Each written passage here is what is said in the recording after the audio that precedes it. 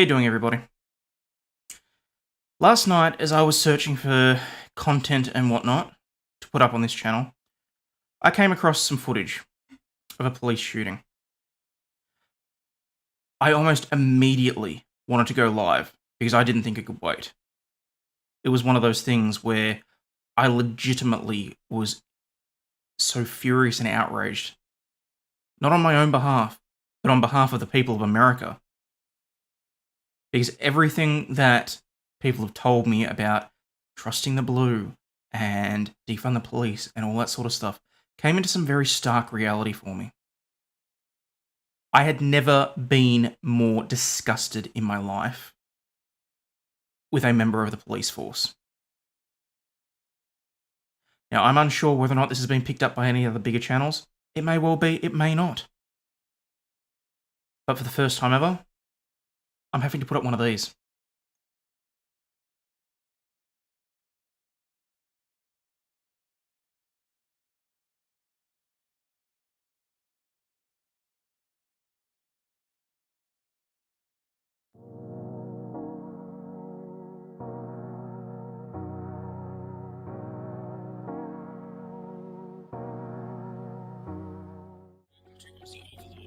On this channel, we look at legal cases and concepts, world domination, news, and just generally shoot the breeze.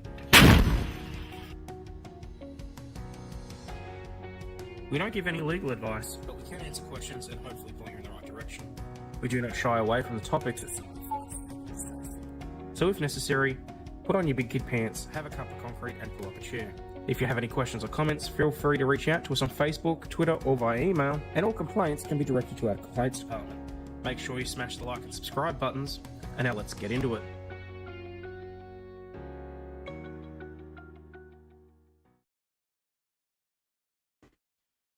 At approximately 5 AM on 13th of December 2022,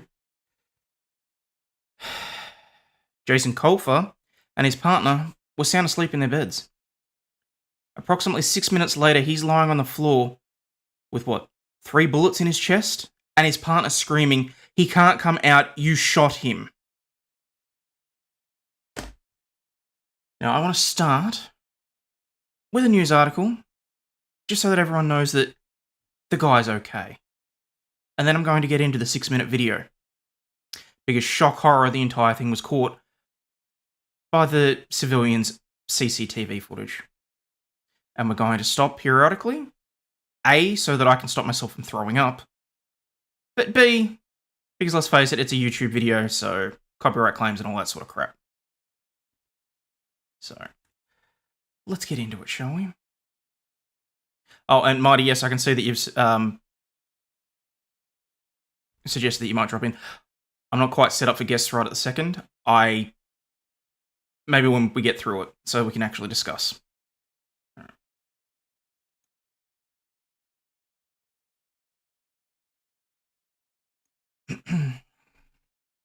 Oh, hang on, no, I did want that up, I just wanted that smaller.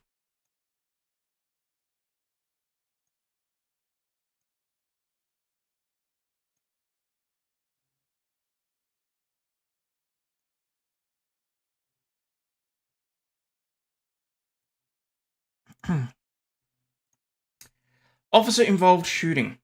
The Cherokee County Sheriff's Office says a suspect who was shot in an officer-involved shooting Monday night is recovering at Chattanooga Hospital. It happened at around 11:15 p.m. No, it did not. Out at the 1700 block of Upper Bearport Road in Murphy. The Sheriff's Office say deputies arrived at the home to investigate a report of shots fired when they found 41-year-old Jason Harley Kloepfer, who initially would not come out of the camper trailer, prompting officers to call in the SWAT team. The Sheriff's Office say Kloepfer eventually came outside and confronted officers, forcing them to shoot the suspect.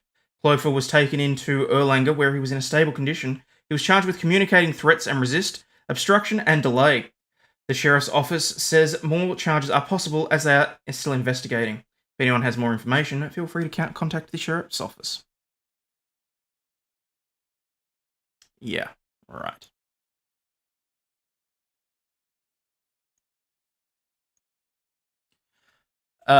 Again, viewer discretion advised. This one's rough. Confronted that framing is evil? No shit.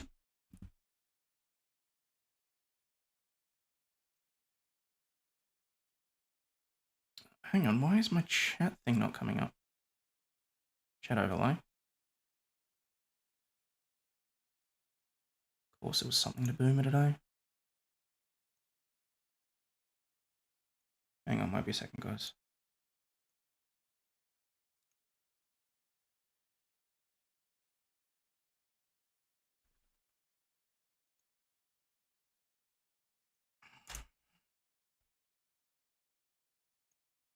There it goes. Okay. Alright.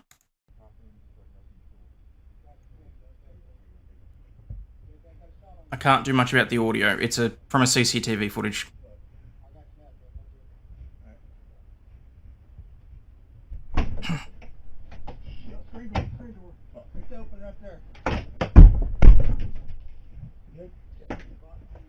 So, for anyone that is unaware of exactly what's just happened, because it's not necessarily particularly obvious in the first, 5 seconds of the video, the police have in no way announced themselves. What they have done is open the door to the trailer where the gentleman and his partner are sleeping, and they've thrown a drone through the door.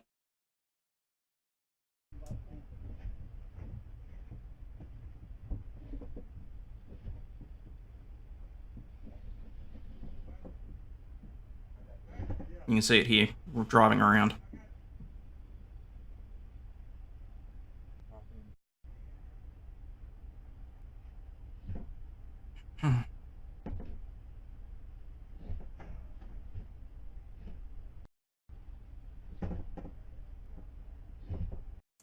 Just casually looking around.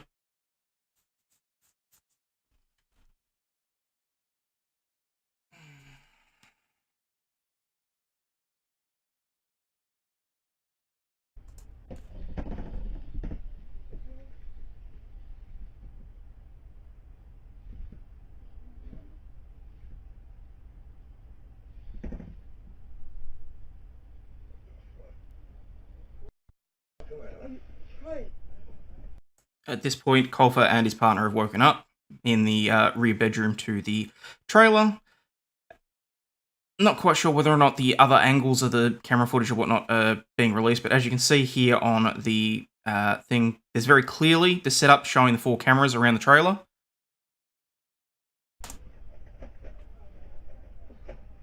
What's going on? Hello? Hello? Hello?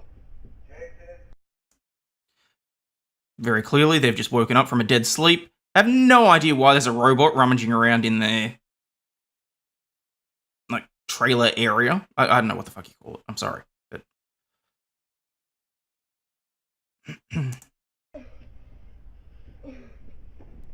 What is going on?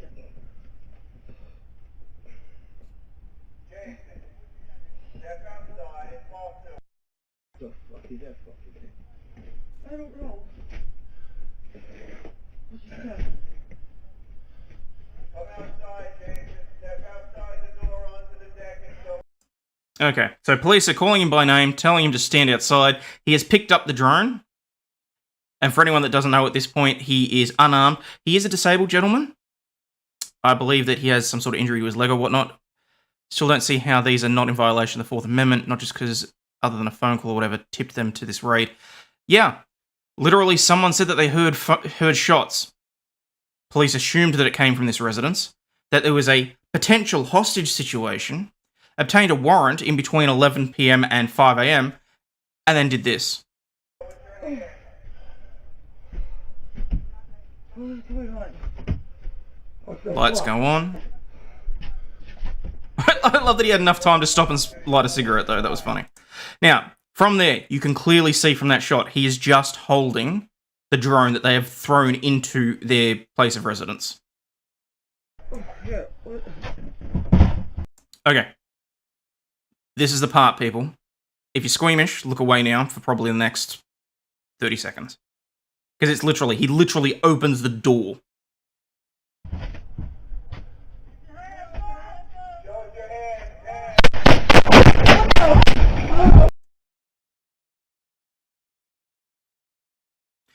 I don't know about you, but I feel like he had his hands up. if some dumbass cop has mistaken their own drone for a weapon.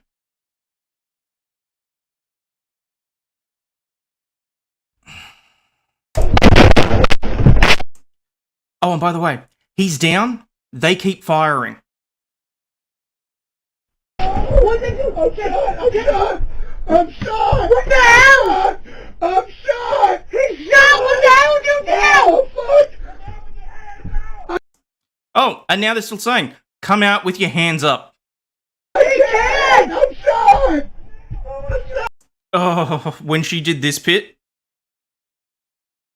like, I get that she went out with her hands up, but technically so did he. I was sure there's going to be two bodies on the ground when she went towards that door. He's shot! He's shot! No! He's shot! And he's moving around on the floor, trying to get as close to the door as he can or whatever, because he knows that she's still in danger while they can't see him. So he sits there on the floor for a little bit, and then he crawls to the door to put his hands out the door. No! He can't! He's shot! I'm shot! He's disabled! He's shot! He's shot! Can you hear me? I can hear it! There's a he can't! Show us your hands. He's got his freaking hands out the door on the ground while having multiple bullets in him. Are you fucking kidding me? Show us your hands.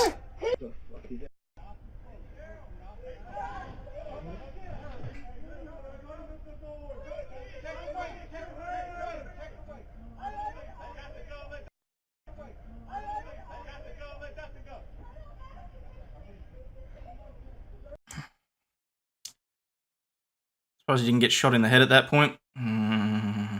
He's still holding his smoke, that is true. This has resulted in defunding police, lack of training and screening. Oh. This can't be real, police only shoot black folk. Well, here's the thing, guys. Someone asked whether or not Slap Murphy sent this to me. I found this because I was trolling through Reddit, of all places. I was actually going to do a show on sovereign citizens today, just for fun, because I wanted a bit of a light-hearted show. And I came across this. And then I had to deep dive as to exactly how many news articles were covering this. Do you know how many news articles covered this in the 12 hours since the footage was released? 1. And do you know who it was from? The Daily Mail in the UK.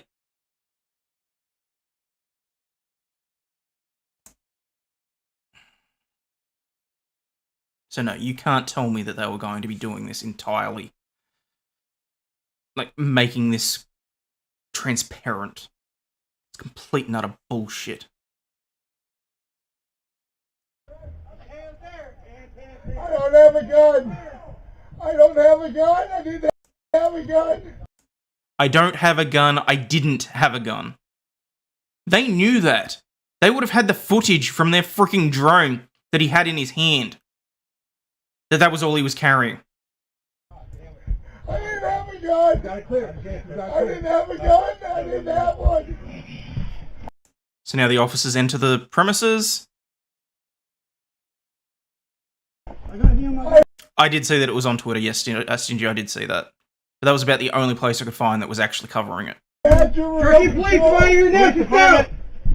Turkey police, am I here now? Yourself! Please, you have your best. Yes, they're on their way. You shot. Did you call an ambulance? Yes, they're on their way.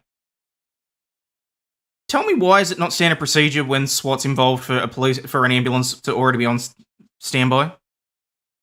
That is insane to me. If you know that there is a possibility that someone's going to be shot and injured, if you're seriously, legitimately saying that you think this is a hostage situation, why would you not have health services on standby? Especially when you got fucking what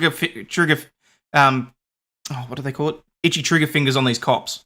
Like, seriously. As veterans and quality cops continue to leave, replaced by lesser quality and diversity hires, there'll be much more of this. Guys, you wait. The last probably 10 seconds or so of this video that I'm going to show. You will understand why I was sick to my stomach. Clear. Where you hit at? Take my chest. Okay, the ambulance is on its way.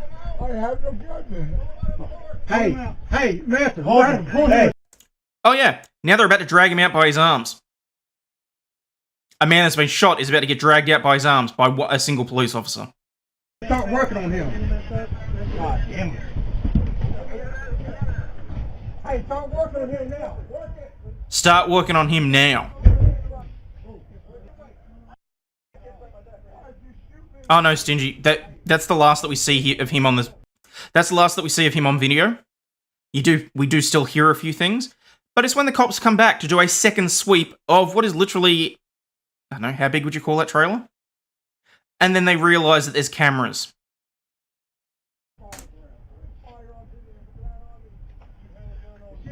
Where's the robot at?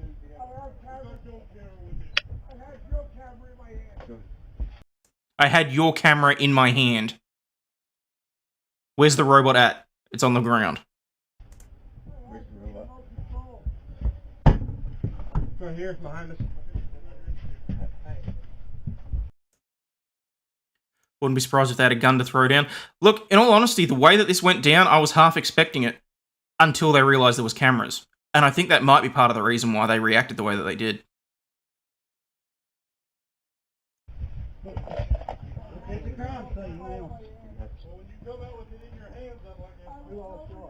Oh, well, when you come out with it in your hands, it looks like a gun. Are you fucking kidding me? You had a live camera feed to know that that was not a gun.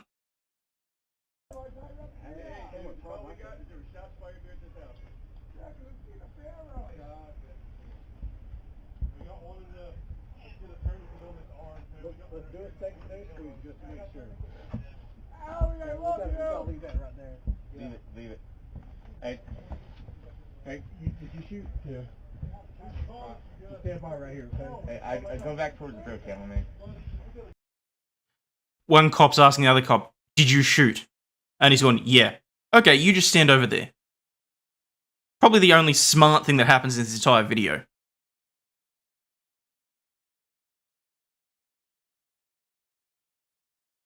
You're assuming a lot about that drone, you have no clue what the camera on that drone can see. Then why the fuck does it have a light on it to look around, and why did they use it in the first place if they're unable to see exactly what... Belandros, what the fuck would be the purpose of it then?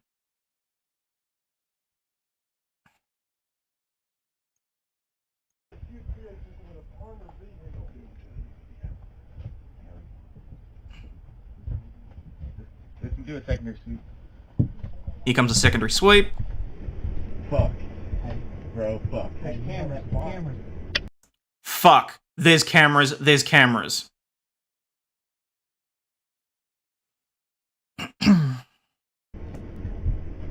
So they switch over to night vision, supposedly thinking they've turned off the lights, not realising the CCTV is still working. Where's the firearm at?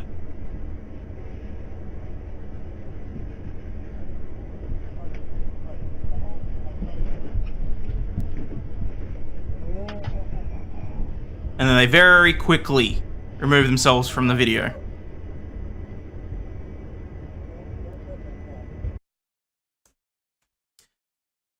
So there you go. Also, thank you to the YouTube channel John Smith that has a whole 473 subscribers. Please go and give them a like. Because let's face it, they're about the only ones that had the completely unedited clip. So... how dumb can you be to say that there's cameras when you know you're being recorded? Yeah. And I'll bet the drone had a two-way mic, they could have spoken to him, quite possibly. So, now let's have a look at their press releases. The irony of it is, I tried to verify these by going to this particular county sheriff's office website. Because, you know, unlike a lot of other sheriff's websites, they don't actually release their press releases on their actual website. They release them purely through Facebook. For immediate release on the 13th of December 2022 by the Cherokee County Sheriff's Office. On Monday, December 12, 2022, at approximately 11 p.m, Cherokee County E911 Communications received a 911 call indicating a disturbance with several gunshots fired at 1790 Upper Bearport Road. Cherokee County deputies were immediately dispatched and arrived on the scene at approximately 11:17 p.m. Deputies attempted to make contact with the alleged shooter but were unsuccessful. Recognizing that there was an armed suspect present and the potential for a hostage situation, Cherokee County Sheriff's Office obtained a search warrant and requested assistance from the Cherokee Indian Police Department SWAT team. The suspected shooter engaged in a verbal altercation with officers and emerged from the camper trailer and confronted the officers. Members of the Cherokee Indian Police SWAT team fired upon the suspect and wounded him. The suspect was transported to El Ranger at Chattanooga, Tennessee, where he was last reported in a stable condition.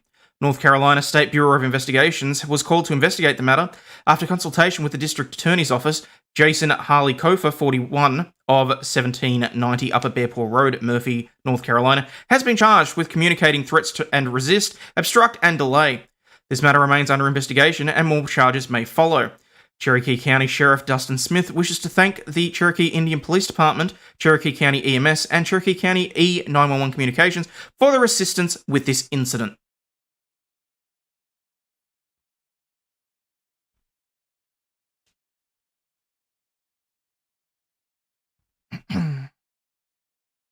Bunch of people saying that they think it might be a swatting.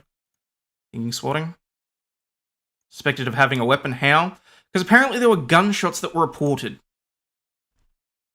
At some point. Now, as for this next one, this is an actual this is an actual press release put out by a police department. I can't make this any bigger.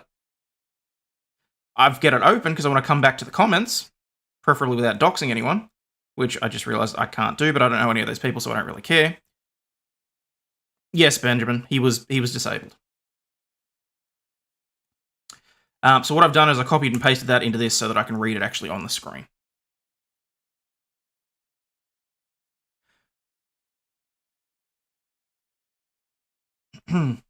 On 21 January at 10:46 a.m. for immediate release, on the evening of December 12, 2020, Emergency 911 Dispatch received a report about a possible shooting and hostage situation on Upper Bear Paw Road in Murphy. Since the Cherokee County Sheriff's Office does not have a tactical team to handle a hostage event, I requested support from the Cherokee Indian Police Department SWAT team. Subsequently, a member of the CIPD SWAT fired shots at an individual who emerged from the home, injuring him. Following the shooting, my office issued a press release about the event. The release was prepared by the county attorney based on the information my office had received from CIPD, blaming the SWAT team. Neither myself nor Chief Deputy Justin Jacobs were on the scene at the time of the shooting, so we relied on information provided to us from the Cherokee Indian Police Department. My goal with issuing that press release was not to comment on the subsequent criminal investigation, which remains ongoing, but rather to update the public on a dangerous situation. The first time I saw the video footage from the shooting was on January 18, 2023. It's my understanding that the State and District Attorney's Office has been notified of that video as well. When I campaigned for the Office of Sheriff, I had several conversations with fellow law enforcement officials and the public about the need for Cherokee County to have its own tactical team. It is imperative for us to be self-reliant when it comes to fighting crimes, especially during a situation of which time is of the essence, such as a hostage or active shooter event. I'll be asking county commissioners for the funds to create such a unit with budget negotiations for the next fiscal year. Thank you for your understanding and support. Holy fuck. He used it as an opportunity to push for funding for his own SWAT team.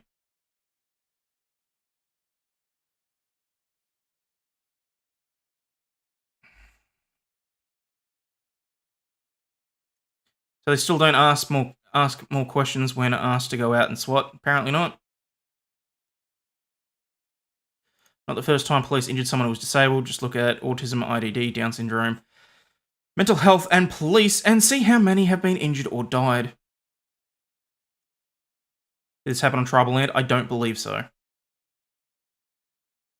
Were there tribal SWAT? I don't know the details. Because no one's covering it. I had to dig deep to find those two press releases, and then there's this one article from the Daily Mail. Shocking moment, North Carolina police shoot a disabled man who was unarmed and complying with their orders after wrongly suspecting he had a hostage in his trailer. Just gonna do one thing here before I get stuck into that.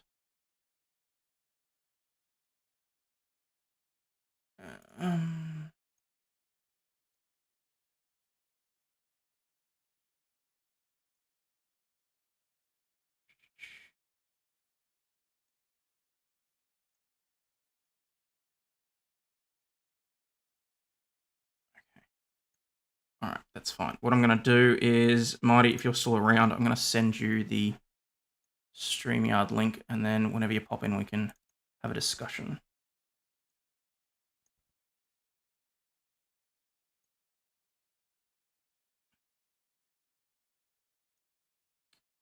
Wherever the hell it's gone.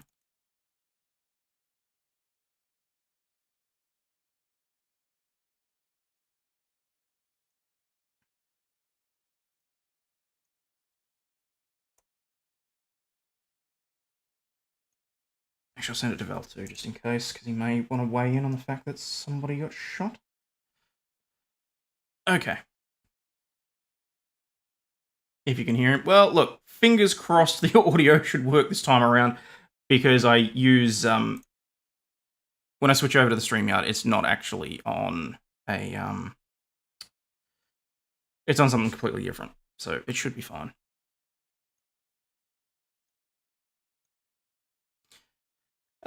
Shocking footage of the moment a disabled man was shot by North Carolina SWAT, despite disobeying their orders. Jason Harley Kloepfer, 41, was shot several times by Cherokee County Police after authorities received a call about gunfire in the area on December 12 at around 11 p.m. Police suspect Kloepfer was the alleged shooter and was holding a hostage. He can be seen in the surveillance footage from the inside of the trailer, opening the door with his wife Allison Mahler shortly behind him as both hands were raised. Seconds later, officers fired several shots at him as he collapsed on the floor. He was transported to hospital in a critical but stable condition.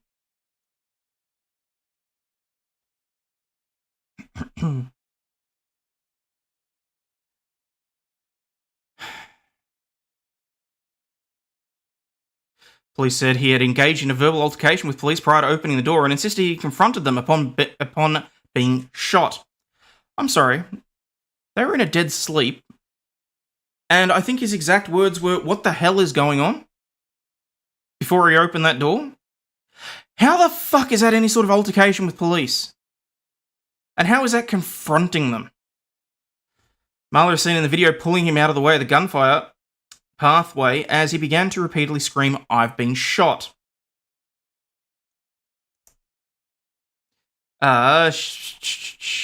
What the hell? Mahler screamed at the officers while helping Kloepfer. He shot. What the hell did you do?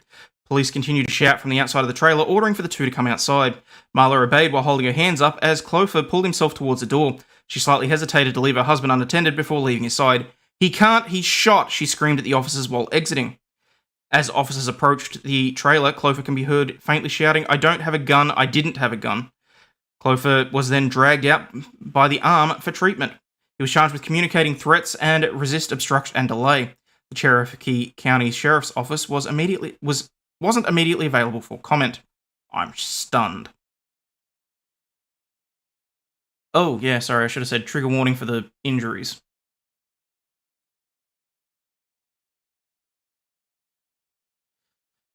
So yeah, he took multiple shots to the body.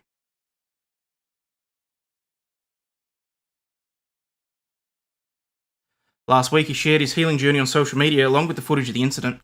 He appeared to have suffered a gunshot wound to the torso and arm. "I'm physically doing better. Mentally, me and Ali ain't so good on this one," Kloepfer wrote. "We're out of state of fear for our lives since I got out of the hospital." The details of the incident and the aftermath remain unclear, as Kloepfer insisted that he couldn't share information about the shooting. Why? He insisted he was innocent and called the charges completely wrong. I'd fucking say so. If those charges don't get dropped, I'm going to be fucking shocked. "This has been and still is a horrible nightmare we're trying to get through, that we will make it through." He identifies as disabled, but the nature of his disability was not publicly revealed.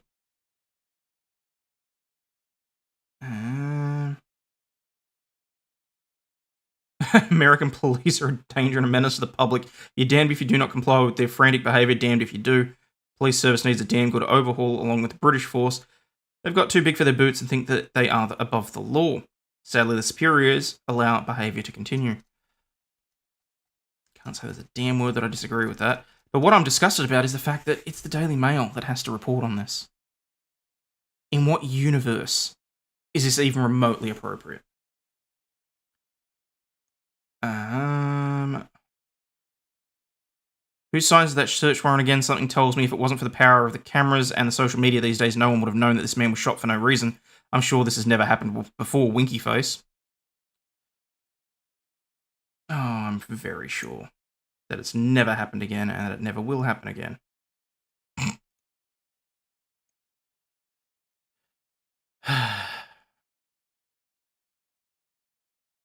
Bad police people warned about. 2020 forced out all the good police. If the media is correct, this is still a rare issue in policing. Pigs will claim qualified immunity and they'll get away with it until said pigs are justifiably. Whoa, okay. Only halfway to their final form of being Imperial Stormtroopers, white armor comes next. Oh, I think some of those officers may already be wearing a certain type of white armor, if I'm perfectly honest. Alright, Marty's backstage, so that's fine. Alright, so guys, bear with me for 2 seconds, and I'm just going to make some good use. Be right back.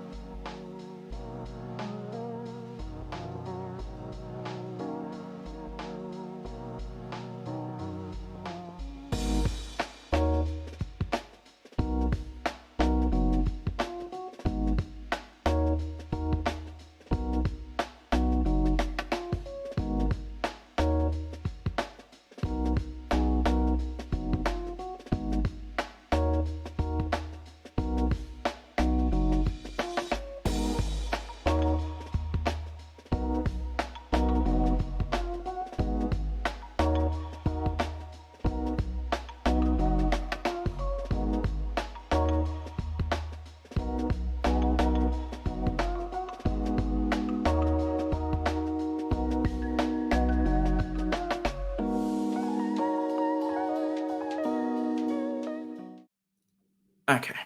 You look really red. Did you change your camera? Yeah, it's a different camera. And we're live.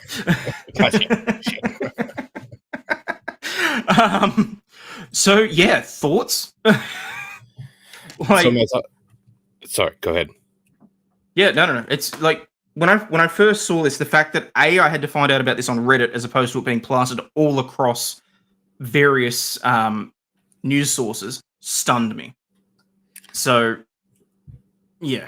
Well, as an American, what are your thoughts on this?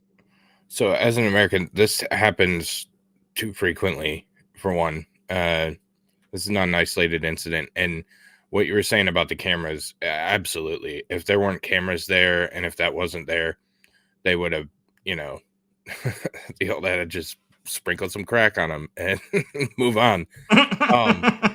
So that happened. Well, see, here's the thing. So when they went fuck cameras, and then they're on the way back to the trailer, and they're saying, "Where's the firearm?" Right. Because that really rankled me. Yeah, because they had to try and justify it. Yeah. And, I mean, what do we think the odds are that if there were no cameras, that a firearm would have miraculously just appeared?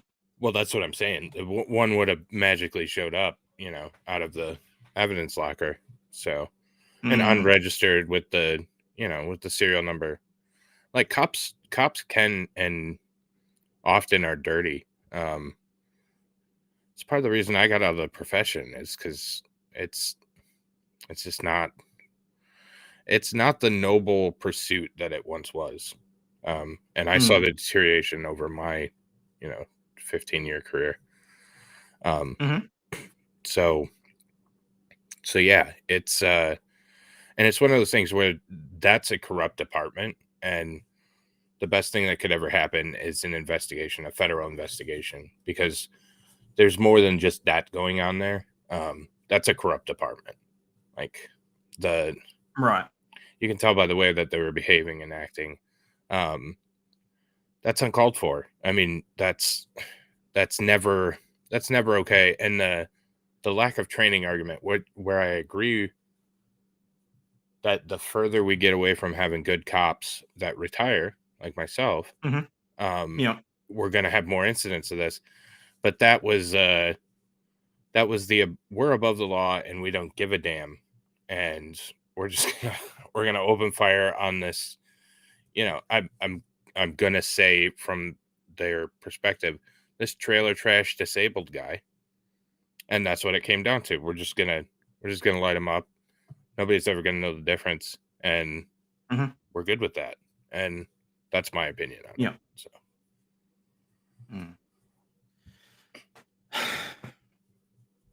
Okay. Because I mean, look, I'm not gonna lie. It's still rankling me that this hasn't got anywhere near the media attention. I mean, obviously they were trying very desperately to bury it. And it's only really been since he released the footage like 3 days ago or something that it's even made the rounds on the internet. Yeah. But I fully would have expected by now that it had been picked up by at least one other news outlet. I mean, how do you feel knowing that it was the UK that have sort of brought this to people's attention at all? I'm trying not to get you in trouble, Hayden. If it was a different color, it would be a big deal. If this video doesn't get age restricted, I'm going to be shocked. Okay, I'm not stressing. All right, just as long as it's not strike worthy. Right, okay, right. That's fine. If he was a different color, I'm sure it would be everywhere. And that's sad too. But no, I think that it's a smaller, like you said the town all wrong. It's Chattanooga, but you're close. Well, I try. We all know that I make mispronunciations with shit all the time. So, yeah, kind of a smaller Tennessee town. Chattanooga's not, but the area is kind of a smaller Tennessee area, and they can bury stuff. And that's DUI guy. He's a great example of that. He did some videos exposing some of the smaller courts that just sweep stuff under the rug and have control. And that's one of those things. Another parallel is the South Carolina case that Jeff was covering this morning. Like, yes, the family's been which, for the record, people, I was supposed to be there. I could not wake up for it.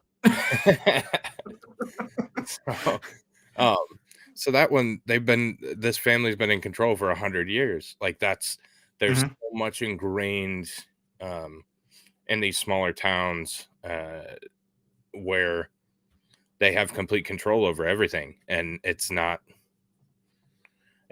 probably not ever going to break, unfortunately, until we have an incident like this, and it comes to light.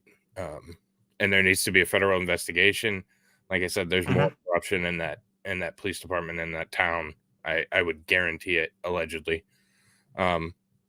So yeah, that's my kind of take on it. Like, this happens more than it should. And I've always been supportive of police because I know that they have a tough job having done it.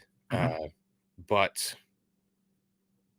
this is uncalled for, and they should be prosecuted, and they should never be officers ever again. That guy should get one hell of a payout, and it should be done pretty quickly. So,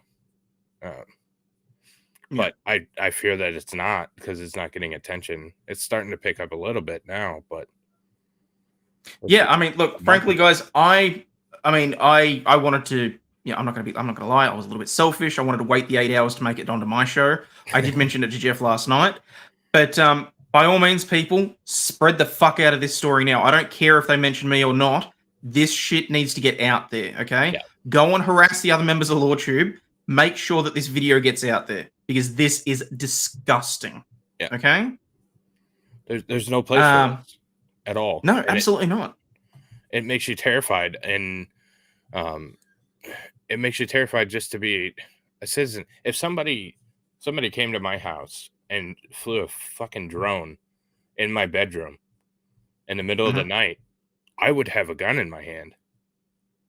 Like, I'm not gonna lie. I'm surprised that he didn't. I do think that was part of the, like, given how quietly they were, they didn't announce their presence or anything like that. They threw the drone in, presumably under the guise of saying, "Oh, there's a possible hostage situation" or whatever the shit. So they didn't want to announce their presence. Right. As soon as he picked it up and they started talking, as soon as he started walking towards the drone and they started yelling over the loudspeaker, I mean, this can't have been as mistaken identity as the press releases are saying, because they were calling out to him by name. They were prepared, basically. And as soon as he opened that door, they put 3 rounds in his chest. Right. I'd like to see if he has any history with the department.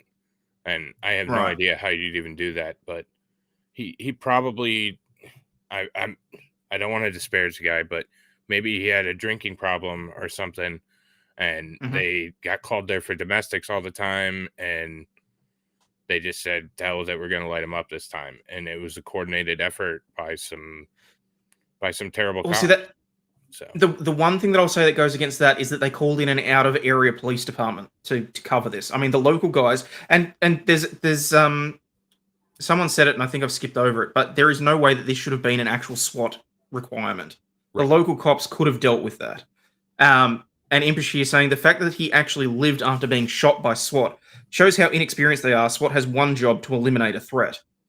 Yeah, absolutely. I thought it passed, but I haven't looked into it enough because I saw you were covering it, so I didn't do a ton of research into it. So, oh no, look, if he had died, I probably would have went live last night. I was like a bare inch from messaging you saying, "Wake the fuck up." I was probably already up. I bet swatting is the only time where they get to relieve some anger or something. It's gross. Oh. Try not to think about the fact that may have been intentional. Oh, there it is. It was Winter Steel, sorry. Absolutely no reason it should have been a SWAT, and why the hell are they treating his wife as hostile when they thought she was a kidnap victim? That's a damn good point, too. Right. Something's fishy here. Something's not right. Like, you would not have that kind of response unless it was an intentional, like you were intentionally going in to inflict something. And I mean, shows their intelligence is shit because they didn't know those cameras were in there. So, and thank God for the cameras, because if not, it just would have been some other swept under the rug shooting. You know. Yep. It would have just been reported. Like there would have been the press release, whatever. Because I went to look, when I initially was trying to chase down these press releases, I didn't realize that there is another Cherokee County. There's one in Kansas and there's one in North Carolina. The one in Kansas I was reasonably impressed with because they have press releases about everything that happens in that sheriff's office. Okay. And when I went to the one in North Carolina, I was mildly disgusted because there was literally nothing in terms of what's going on. How I had to dig for contact details. The website's not great. Let's put it that way. Yeah. But it sort of gave me I wasn't really surprised based on the video that we've just watched, as to sort of where they were in terms of professionalism, for lack of a better term. Right. What's that exactly? Cops are a little more than power-hungry egomaniacs right now, lying, stealing, planting evidence to close files and get raises. Most of the good cops quit years ago. I would agree. The damn thing I disagree with. Yeah. Yep.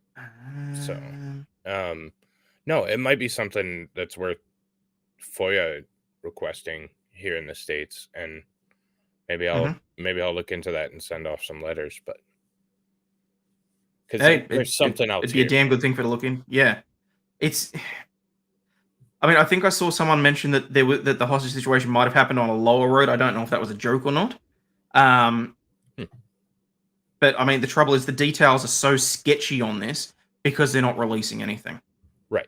Well, even if it is a hostage situation, even if it is a hostage situation, and you don't have positive ID on a victim, you don't blow somebody away. No, because you could be shooting the victim for all you know. Right. And the female was behind him when he got shot. So there's just something. Corruption makes more sense than that shittily trained. Because if you're that terribly trained, you're not on a SWAT team, or shouldn't. Damn shouldn't. And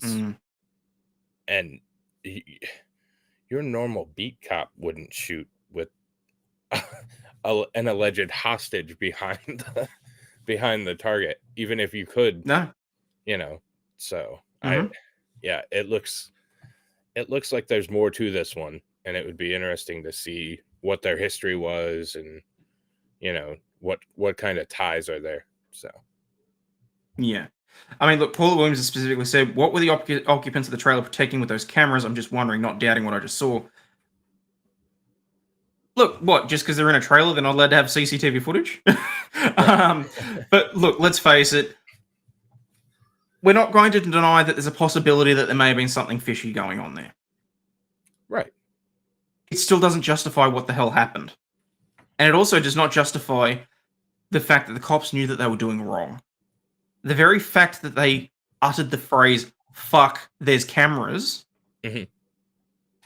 like, that just turned my stomach to no end. Like, that was utterly disgusting.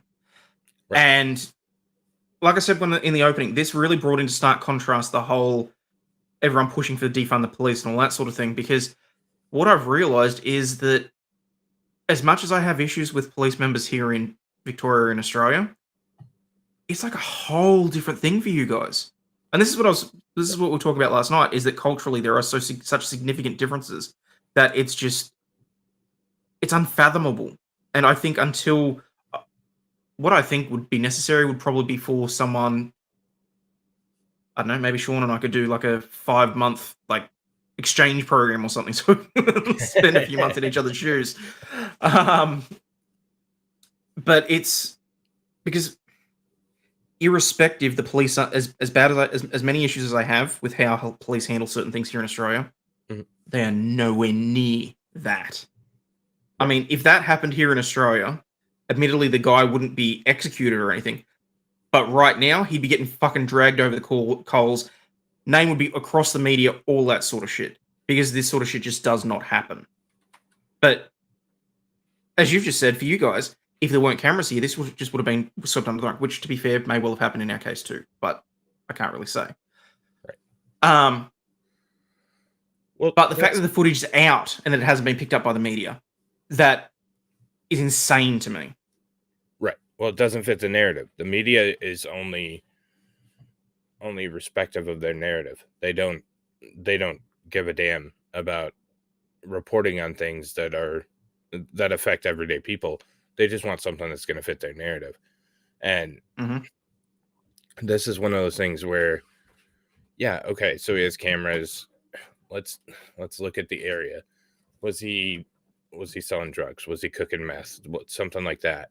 And then again, it would have been where there's a history, where there was informants on the house, or there was multiple interactions with police departments, or whatever the case is, and they say, yeah, we're just going to waste this dude. So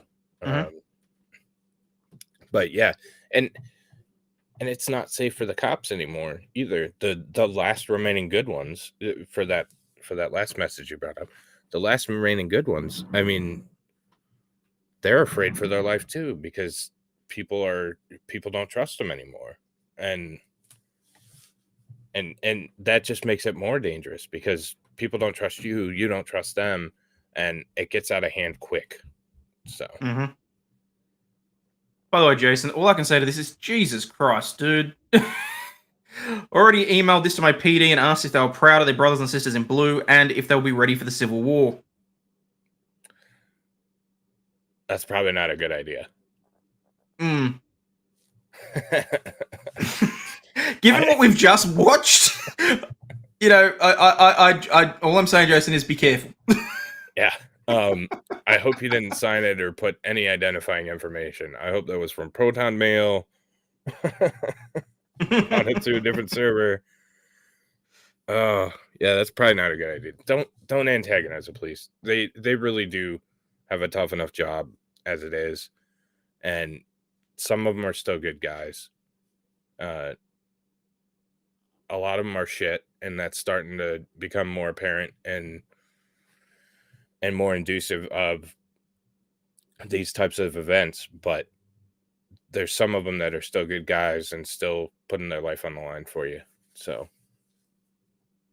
Yeah, which and that's really the terrifying thing is that I mean, I know that there's the whole thing that police in America don't have to protect and serve and that sort of thing, but hopefully when you need it, there will be a good one there that will actually protect you. Right. Not that there's any guarantees on that, Right. unfortunately. Right. John Long last name says, "Don't care about his history anymore. These cops should be in jail." Absolutely. Whoever, look, I get that there's this whole thing where the first one that pulls the trigger, there's sympathetic firing, or whatever the hell Branca calls it. But the one that first pulled that trigger needs to face criminal charges, irrespective. He's lucky. They're lucky that he didn't cark it from it. Shelley says it's amazing his wife was not hit too. Yeah, it is. Let me address that previous one real quick. Sorry. Yeah, sure. Yeah, I'm not excusing anything. And it was completely unjustified, and they all deserve to be in prison, in my opinion. And the sympathetic firing, if you're SWAT, you should have better trigger discipline than that. Yeah.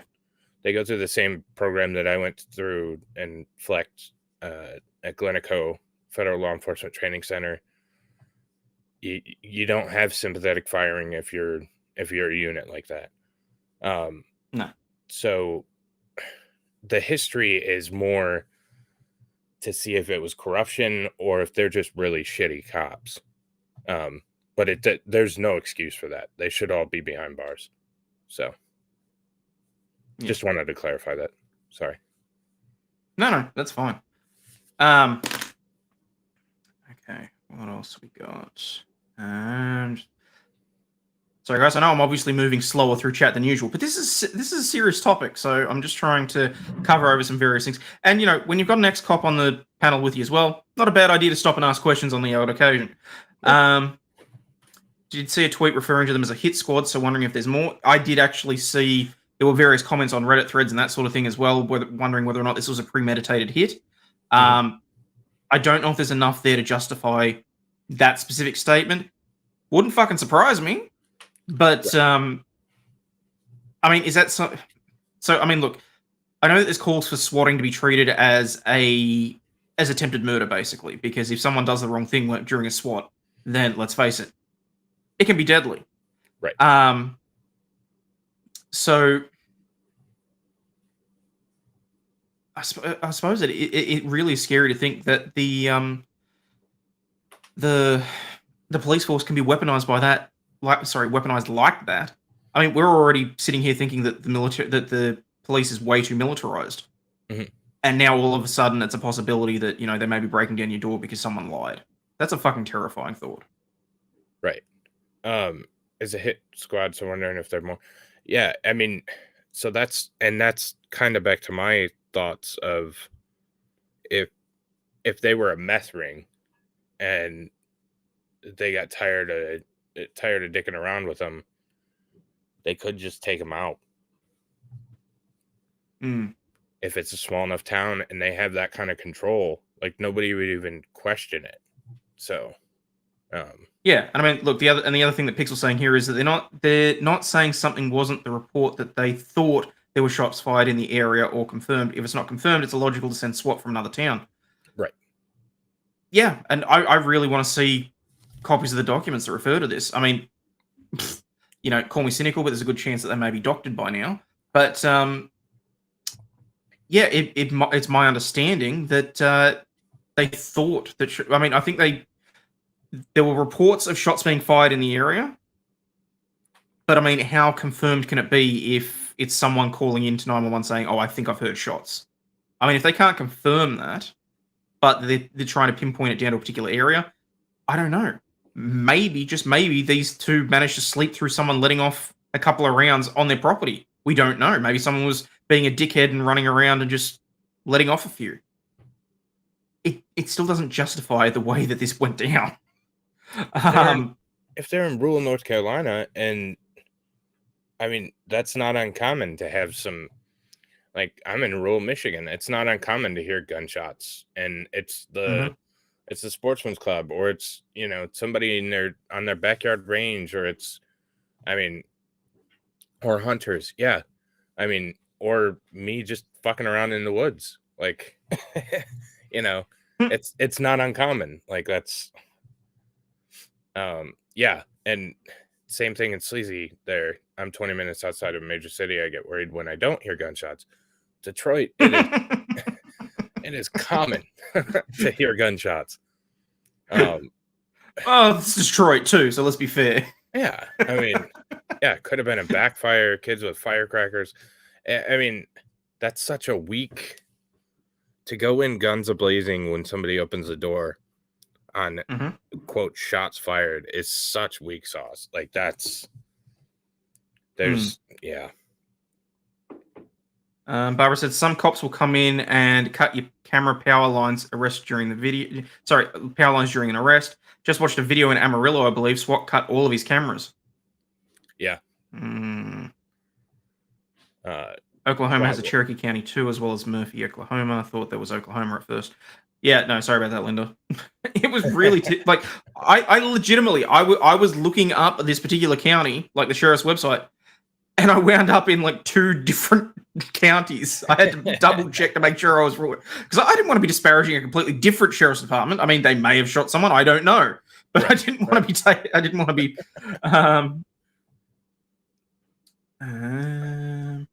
Everyone should have cameras. Everyone, abso-fucking-lutely. Yeah. But yeah, that's a common tactic. SWAT will cut phone lines, disconnect power, and camera lines, internet lines. So, Cattle Raptor, or it's me shooting off my deck in rural Michigan. Yeah, as you should. You Google it now, the story is from 1 day to 1 hour ago. Oh, well, that's fine, Stingy. Look, I'm glad that the media's starting to pick it up. I really am.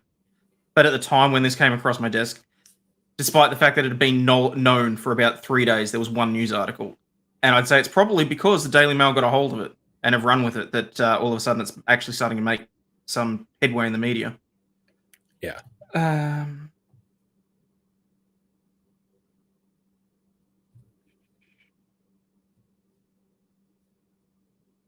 Didn't release it because they don't want bad coverage for the casino and luxury hotel. I saw that. That makes it interesting if it is a tribal police department, because they're shady as fuck everywhere. Right.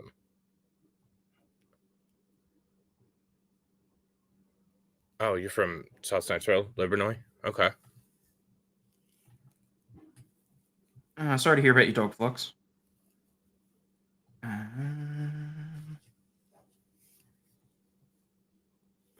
Susan's effing me. I can't renew my membership. Oh, I'm shocked, honestly. Somehow I've lost another 20 subscribers in the last 2 days, so I can't say that I'm shocked, Sleazy. I'll look into it. There was a couple there. I'm like ridiculously far behind in chat, so I'm going to jump ahead, people. I do apologize. Father-in-law is a retired sheriff for 25 years from Phineas County, Florida. Huge and very populated. Never discharged his firearm once, just saying. If you're good at your job, you shouldn't need to, honestly.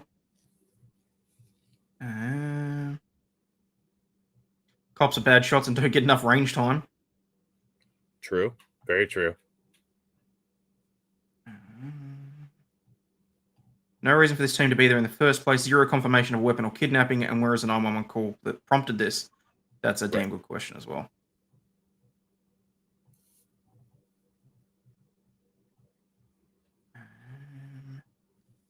Yeah, pesky. Jumped good, so that's fine. I don't know if you're Judge Maddie, born and raised in South Detroit. You know, the next line of that is took the midnight train going anywhere. Get the fuck out of Detroit. Oh, X-Homer. Can you bring up any hard facts when it comes to the police in the US? So many baseless shite talking points without facts being spewed everywhere, or do a deep dive on it at some point?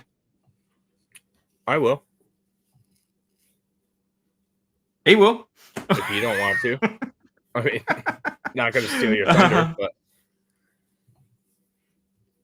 Or we can work on something together. Or... Yeah, one of us will cover it. Yeah, could be a nice little collaboration there, but thank you for the super chat as well. Because, yeah, I mean, look, I've been meaning to do a few more deep dives into various things if that's something that people are interested in. I've got no issues with that. Because, yeah, this is all, like, very... Like this so threw me for a loop, honestly. Well, that's the other thing with the media coverage of it is this is not, this pisses me off, but this is not that shocking anymore Mm-hmm. in the States. Like this is not as mind-blowing as it is probably to you, or you know, or it would be in your country. Mhm. This is kind of the way that things are going now. So All right, what's that? If you believe the cops are the problem in a violent country, 350 million people have at it. Get ready for a lot more Uvaldis. Judge Maddie stirring the pot there.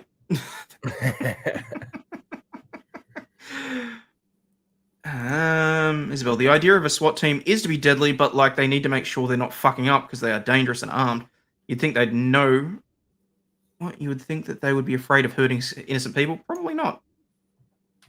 well, I mean, and that's the thing. It shocks me how shitty their training is, because they wouldn't have taken that shot with somebody behind. They wouldn't have taken the shot without positive ID.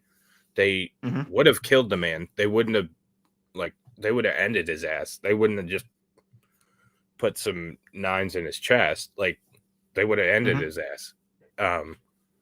Yeah, so there's just a lot about it that doesn't make a lot of sense. And you have, that you're a particular level of skill where you can wait to take that shot. You don't have to be the first one to take the shot. Yes. The shocking part is that it was a white guy. I mean, if you listen to the legacy media, Right. impish. Oh, all right. Well, I mean, look, I'm just about out of steam on this. So, any final comments, dude? No. I appreciate you having me on, and I'll jump off and get some food. So. Okay, no worries.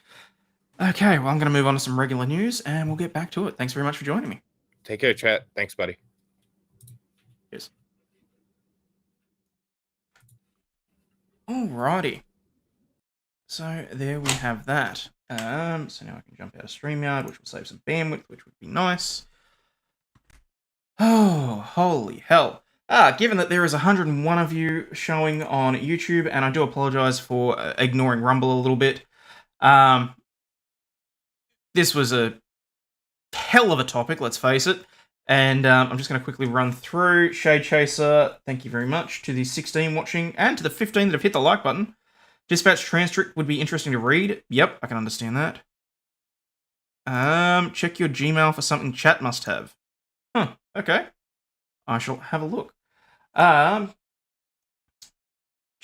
Daily Gunshots 2, same as I notice it more if I don't hear it at least one helicopter every day. Things some people think are alarming, we expect commonly. You just get used to it. You become desensitized. So, it's like this chat's my personal tweeting commentary on your shade. You 3D print the shit. My 3D printer is currently out of action. I'm working on that. Shame the tribe lives object poverty, but man, those casinos raking the cash for leaders, just saying. Okay. Angel Wolf 23 is watching on the TV. Fantastic. For anyone that is new here, given that there are still 101 of you watching on YouTube, please feel free to hit the like and subscribe button. I do generally try and be here on time every day at roughly 4:15 p.m.-ish. Yes, we need a bunch to hit the like button. That'd be very nice, thank you. Probably a good thing these chats aren't safe for replay. Oh, good shade. Okay, let's get into some regular news, shall we?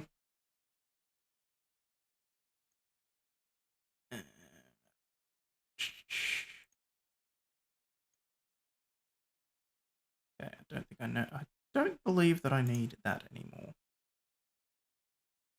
Sorry, won't be a second. No, I don't. No, I don't care about the not legal advice bit. That's fine. I want scene 2. Where's it gone?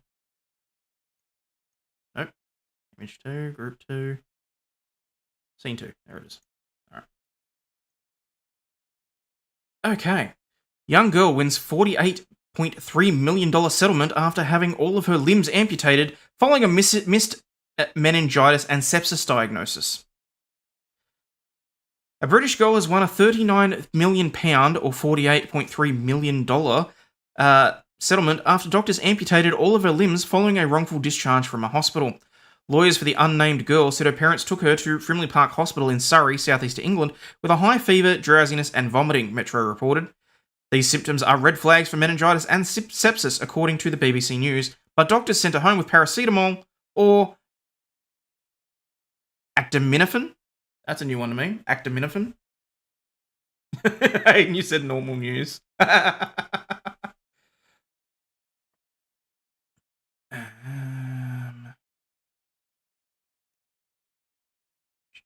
Tylenol. Yeah, well, I can see. Did they catch the guys who shot the Aussie cops? Are you talking about the ones in Queensland, Jay? They died. If you're talking about the, was it Wieambella police shooting in Queensland? Yeah, no, they died. Oh, it's Tylenol. Okay, excellent. Thank you. Normal news, Jesus fucking Christ. Acetaminophen. Thank you. Her parents returned to the hospital when her condition worsened and doctors diagnosed her with meningococcal sepsis. She later experienced multiple organ failure.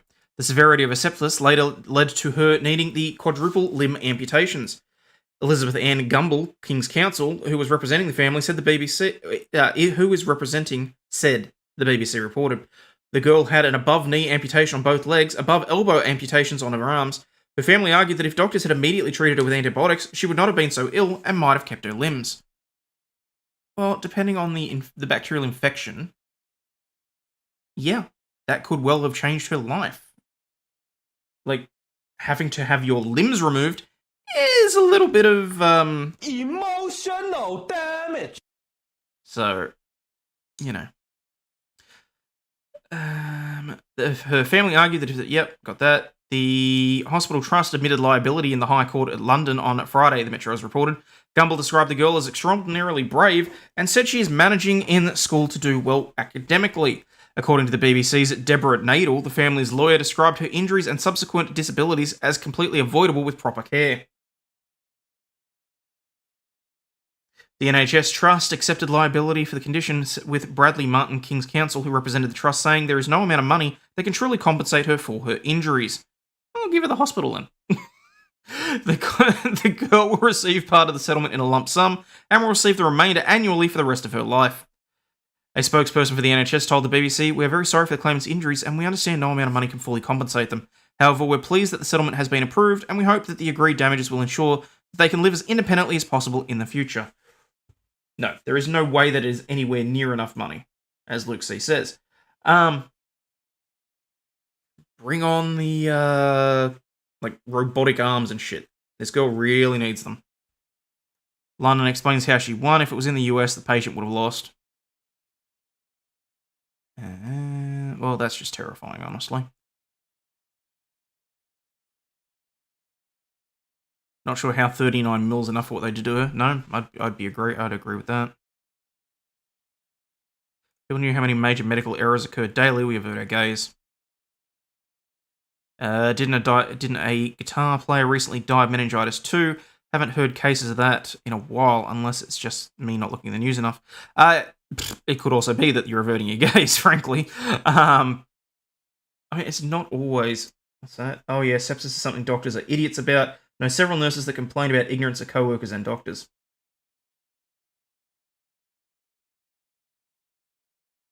Was it Jeff Beck that passed away from it? Imagine them cutting your junk off as a kid. Lawsuit much? Good prosthetic leg with electronic knees. Ankles can be easily 150k. They can make her bionic. They can rebuild her. Yeah, how far's the 39 mil gonna go, though? It was Jeff Beck. Meningitis usually happens in colleges. Does it really? Your father-in-law died of sepsis? I'm sorry to hear that, Barbara.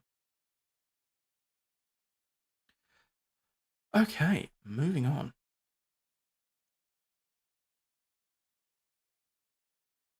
Sepsis killed my grandmother on routine surgery. Doctor fucked up. Of course they did.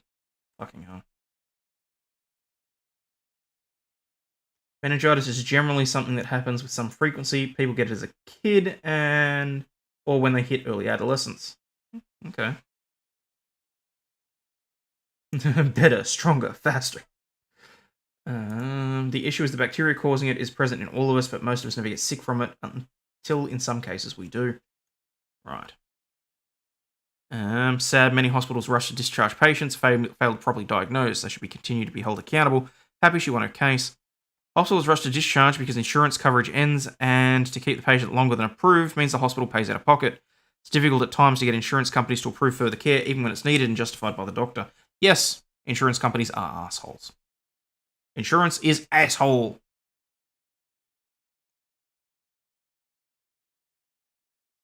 Miami man injured by falling iguana during outdoor yoga class. For 14 years, yoga instructor Anna Margaret Sanchez has taught a free community class at Legion Park in Miami's Upper East Side neighborhood. It started with 20 people and grew over time, and to the point where attendance can easily top 100, and regulars have braved hurricane watches and bug lockdowns to meet under the oak trees on Saturday mornings. Sanchez live streams the sessions, so those who can't make it in person can participate on Instagram. The first Saturday of 2023 drew an especially large crowd. The weather was lovely, and only 7 days into the new year, resolutions still glinted with potential. It was a really beautiful day, Sanchez remembers. I kept saying, don't forget to look up at the beautiful trees and the beautiful skies. Trigger warning, you won't believe what happened next. The class proceeded, as usual, for 47 minutes. Breathing exercises, upward and downward dog, warrior, triangle, and seated stretching poses. As always, Sanchez concluded by instructing yogis to roll on their backs, lift up the hips, and begin to look inward. It was then that a series of noises, a tree branch rustling, a loud thud, and a cacophony of gasps ensued. Which is a teal iguana eating barbecued iguana. Ooh.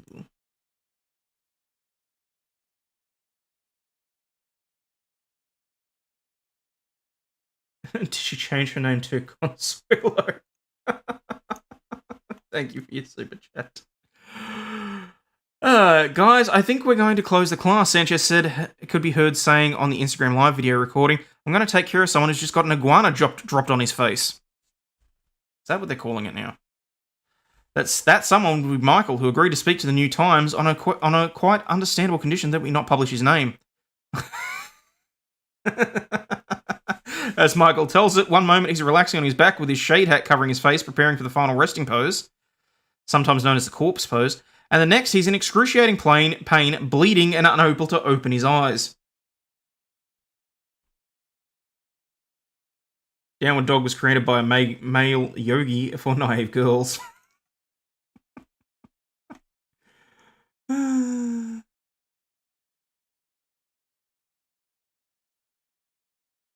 Falling lizards in Florida happens on cold mornings. Okay, well, there you go. Did not know that. I didn't see it coming. It felt like a sandbag hit me in the face. The first thing that went through my head was it must have been a coconut, but there were no coconut trees. And then I thought maybe the guy next to me had slugged me. But I mean, we're in yoga class. It's so calm and peaceful.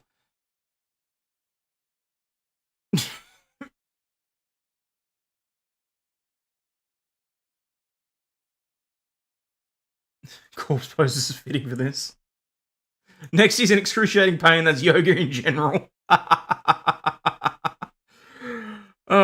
Nearby yogis who had their eyes open at the fateful moment would later inform Michael that his assailant was a green iguana weighing between 20 and 30 pounds. Though iguanas are local and nationally famed for lapsing into temporary paralysis and falling from high places when ambient temperatures drop below 50, witnesses reported this particular specimen had been dueling with an even larger iguana on a branch roughly 25 feet off the ground.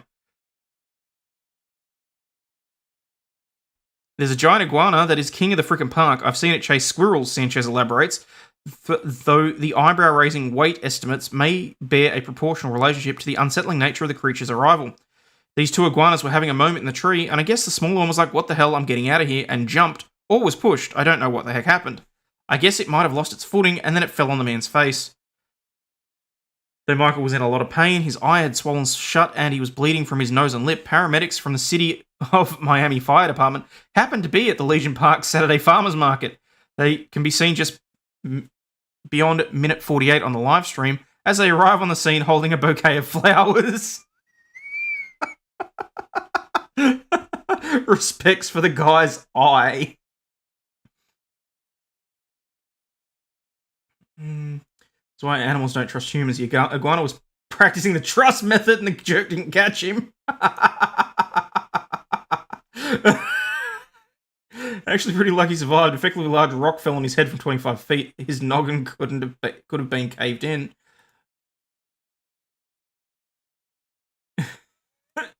Never eat undercooked iguana on account of them being riddled with salmonella.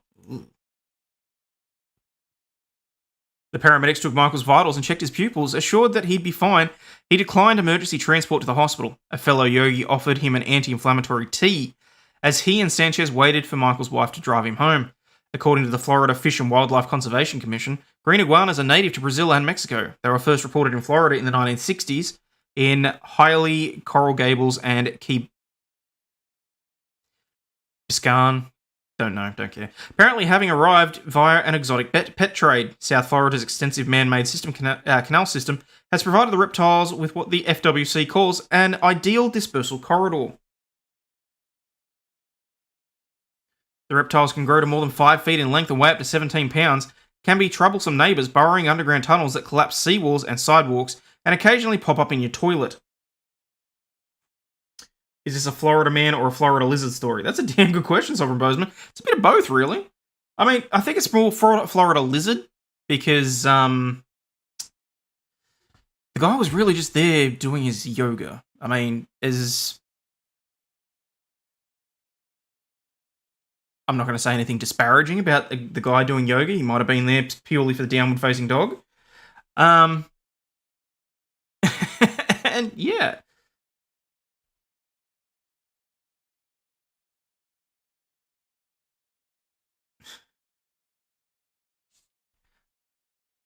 They feast on tree snails and the host planted the Miami blue butterfly.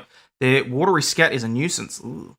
For those reasons, which don't even include the creature's disconcerting tendency to fall to earth with no provocation whatsoever, the FWC encourages homeowners to humanely kill iguanas on their property, and on 25 separate public lands in South Florida, no permit is required.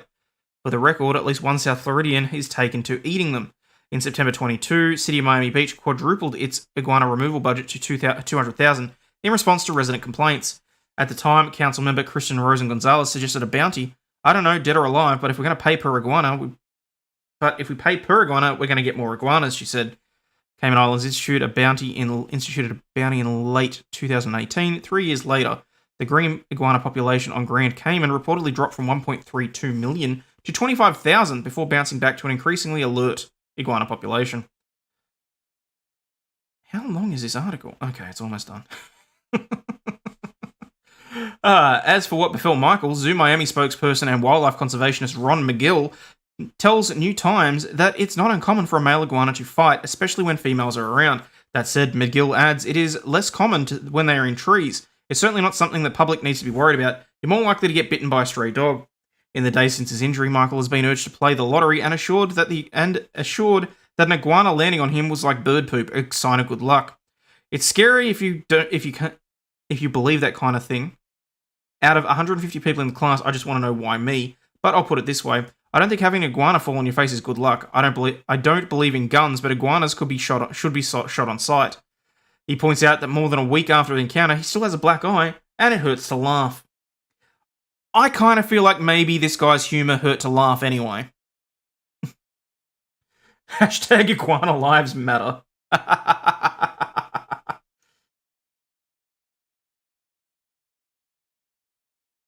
Name more stories like rubles falling from the sky were the rubles.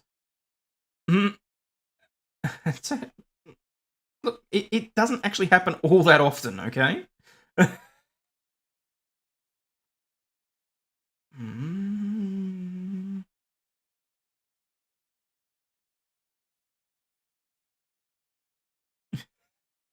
If I was in Florida, I'd probably have iguana meat on the regular. You want to try Burmese python too? I can't do snake meat. I can't. Just no. That's a big ass no from me. 99-year-old Quebec woman threatened with criminal charges for failing to appear for jury duty. I thought it was a joke, said son-in-law, who has been trying to help the family resolve the unexpected summons. Edward Ritchik's 99-year-old mother-in-law is in long-term care, bedridden, hard of hearing, and unable to hold a conversation. So he found it pretty odd when Marian Lenko was summoned to court for jury selection. When I first received the letter, I thought it was a joke, he said. The summons was delivered first to her senior's residence, then in December it was sent to her home in Beaconsfield, Quebec, on an on-island Montreal suburb. She was expected to appear for selection earlier this month. She emailed her son, who lives in Florida and is legally responsible for her, but said that her son never responded to the summons, failing to ask for an exemption. Then this week I received a letter from the Justice Ministry saying that she is to appear on the 31st of January in court, or procedures will be taken against her. Lenko was born July 1923 and is now living under 24-hour medical care in Dolores-Ormeau in Quebec in the West Island. Ritchik said he can't believe that there was no verification done before his mother-in-law was sent a letter saying that she'd be criminally liable for not fulfilling jury duty. He says he tried calling the number provided on the letter, but was sent to an automated system where he was unable to get through to anyone. I'm shocked.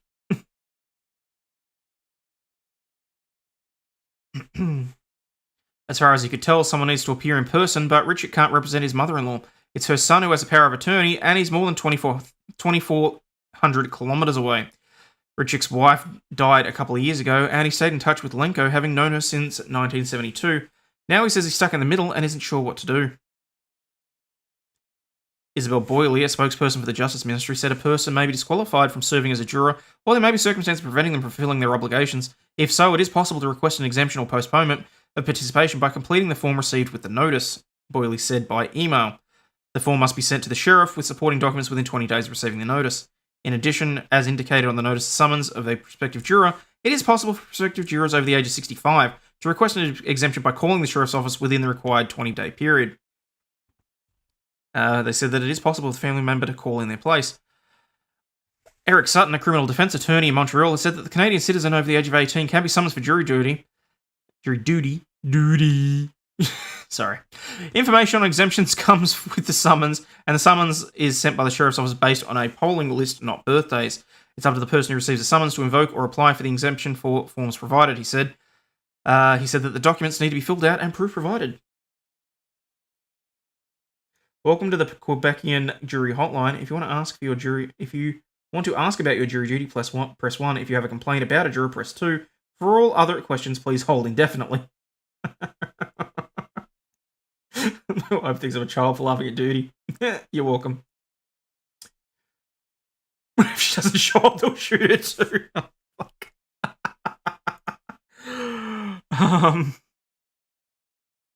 He's skeptical that a simple phone call to the ministry or sheriff's office would be enough. From what I understand, this family tried to phone and to no avail, Sutton said, noting the exception would very likely have been accepted in this case where the documents were filled out. Now she's facing fear of possibly being fined or imprisoned. I saw that in the paperwork. It's pretty tough medicine for a 99-year-old woman who is hard of hearing. It's shameful. Yeah, it's bloody shameful. It really fucking well is. Oh, no, apparently I'm not going to be reading about the motorbike rider that came off second best in a stunt fail. Oh, well. Party poopers. Two penguin escapees wreak havoc in a wildlife hospital. In a real-life reenactment of the penguins of Madagascar, a hospital ward was left covered in poop courtesy of two partying penguin chicks. A volunteer at the Dunedin Wildlife Hospital... Dunedin. What am I talking about? Dunedin. Was stunned to peer into the seabird ward and discover two yellow-eyed penguins had escaped from their holding pen on Sunday morning, and that wasn't all far from it. The floor was covered in poop. It's all about the duty today. I'm sorry. To be fair, the news articles are completely random. I just right-click new tab, so. But it's all about the duty. Covered in poop thanks to the two sheepish-looking delinquents. The chicks from Otago and Southland were both in the hospital because of injuries, a bite in an eye ulcer for one, and another with a sore leg. The dynamic duo, who are currently being fed a mixture of fish, possibly slipped out of their holding pen after a bolt was not left properly in place, wildlife care assistant Amelia Saxby said. A little bit of pressure on the door and they were out and about, and they made the most of their free time and fully explored the room.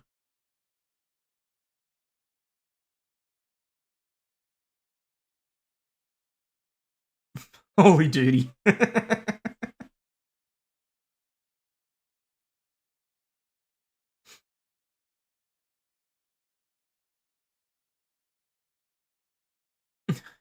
All these animals are rebelling against us. Oh, crap. They also left what appeared to be a large amount of guano on the floor, but there was a standard amount just spread over a nice wide area. Thankfully, we had a wonderful volunteer on hand that morning to help clean up. It was possibly a busy night on the ward, as the pair were likely to have pestered the other birds in the ward for food. I doubt that other patients had much peace and quiet that evening. Hoyoho were some of the most common patients in the hospital, particularly at the time of the year when adults could suffer from sharks and barracuda bites. The Wildlife Hospital, which cares for the sick and injured native wildlife, is now in its 5th year. Since 2018, it has cared for over 2,800 patients, including the likes of penguins, kakas, kias, kakapo. I don't know what the line above the A means. I don't know. Last year was the hospital's busiest year to date with 642.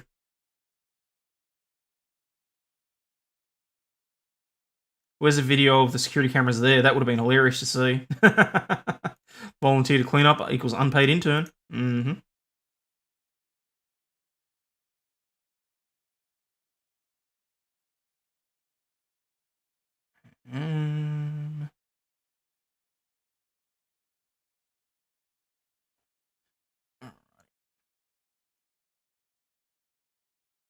Difficult to exist. X-ray reveals why Sydney man got fired.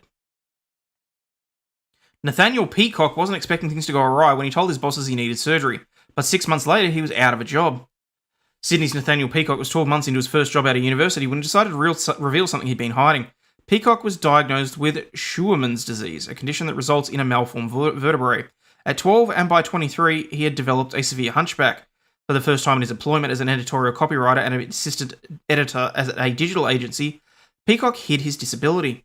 I think it probably goes back to when I was in high school. I didn't really tell people about it because it was part of me was like, it's something personal that I didn't need others to know about.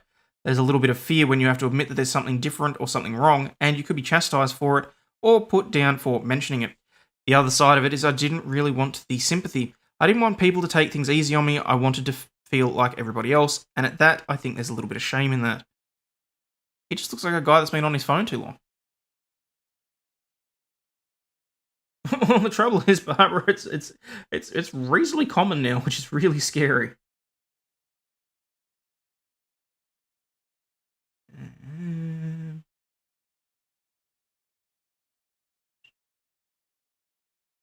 Oh yeah, that helps.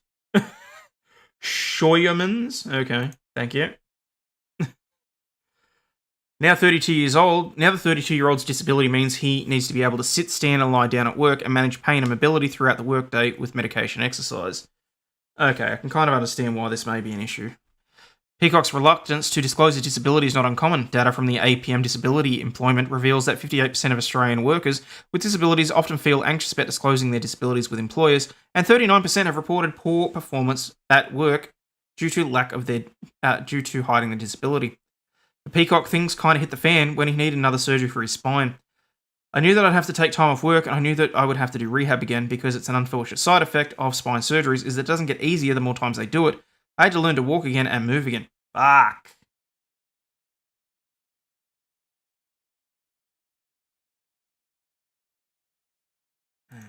They can also find that if you sit, walk hunched over, there's always posture. Yeah. Yeah, hence why I'm getting a little bit of a hunch myself, which I need to sort of work out as well. I can't tell if there's still actually 105 people watching on YouTube, and thank you to the 20 on Rumble. If you haven't already hit that thumbs up, please remember to do. Hopefully you've enjoyed the content. Though the surgery was not urgent, it was inevitable, and Peacock's surgeon advised that things were going to need to change in order to manage pain levels. I said to them, my bosses, look, there's this thing that I've had for a long time. It hasn't been an issue, so I haven't needed to bring it up. But now I'm letting you know because I feel like at some point in the future it may become one. And I didn't want it didn't want them to change anything or do anything different, just wanted that awareness so that if I did have to go to surgery, it wasn't a surprise. After the conversation, Peacock claims things changed really quite quickly.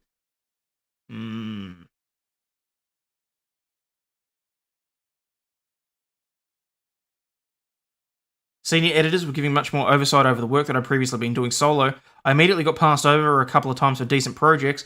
There was a promotion that was initially suggested that I would get and then taken away. There were a couple of other things where extra writers were put on to take over some of my work, and I wasn't given other work to replace it. There were just little bits over 6 months that things started disappearing. Yeah, this started phasing him out. That's not okay. Approximately 6 months after disclosing the disability, his bosses let Peacock go. I got pulled into a very similar meeting and was basically told that my work wasn't up to snuff and that they didn't need me anymore. I think I probably did make a couple of mistakes, but I think that it was the pressure. I had all these people watching and always kind of being aware now that there was this increased scrutiny. A Fair Work Ombudsman spokesperson said that under the Federal Fair Work Act, it's unlawful for an employer to discriminate against an employee or potential employee because of their disability, whether physical or mental. This includes taking adverse action against employees or potential employees for having a disability. Everyone has the right to work in a safe environment, free from unlawful discrimination, bullying, and harassment. However, with invisible disability, APM research shows that workplaces aren't as swift to provide support. Over half of employers, 51%, admitted to believing that some workers pretend to have invisible disabilities to receive extra benefits, 65% admit to wanting proof of a diagnosis before providing support, and 31% don't think invisible disabilities are real disabilities, rather illnesses or health conditions. Zoe Simmons, 27, lives with an invisible disability, being fibromyalgia, causing extreme chronic pain, nerve pain, numbness, brain fog, and light and noise sensitivity. She often needs the use of a wheelchair or a walking stick. I have 3 degenerative discs that also bulge in 3 different directions. Being told the only fix is fusing the vertebrae. That's a year at least of healing and relearning everything again. Fuck. Best of luck with that.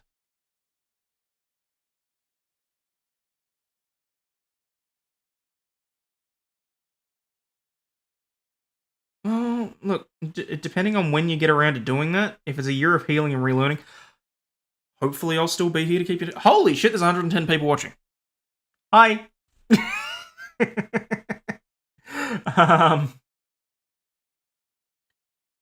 Poor good dude. Good luck trying to prove he was 5 for disability, though. They'll just lie and claim it was due to performance issues. Yeah. Gonna be interesting. Gonna be very fucking interesting.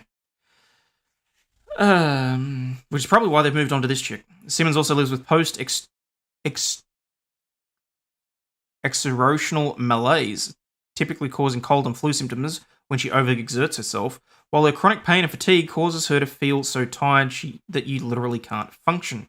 When you're chronically ill, you don't have the energy levels of a non-disabled person, and even small things are mammoth tasks. Small things are mammoth tasks. The disability advocate said that people with disability, particularly invisible disability, find it difficult to exist in general office space, especially when little things just aren't considered, like doors that don't open themselves, and if you can, there's a good chance it will slam into you, and it really hurts. And carpeted floors, it's difficult to wheel on those if you have a manual wheelchair, and if you need someone to help, it's not accessible. When Simmons first started at her own workplace, she was still on a journey of investigating her health, but hadn't been diagnosed with fibromyalgia. I knew I obviously had something that was affecting my body and my ability to work and think and move, but I didn't recognise that it was a disability because of the stigma and ableism. Working in the health industry, the journalist had disclosed her bipolar and anxiety to her workplace and shared her experiences of investigative surgeries with her boss. She received support in getting a sit-stand desk. However, in 2020, when she was made work from home, the difference was astounding. I didn't have the increased pain and fatigue from commuting to the office. I had extra energy because I wasn't used to commuting. I wasn't using it to commute. All my medications were here at home, and my pain relief things are here. So it meant that if it was really bad, I could do what I needed to look after myself. I have to do stretches multiple times a day to help manage muscular pain. Ouch.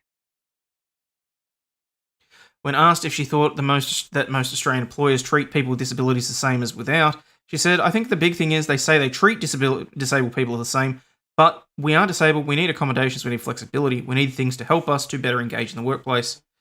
It's just a really big difficulty in the employment industry, and it spans across pretty much every sector.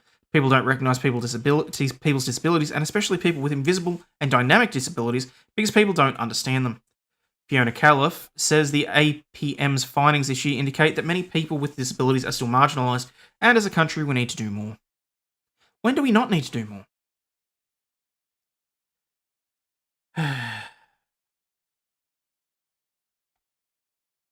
Anyway.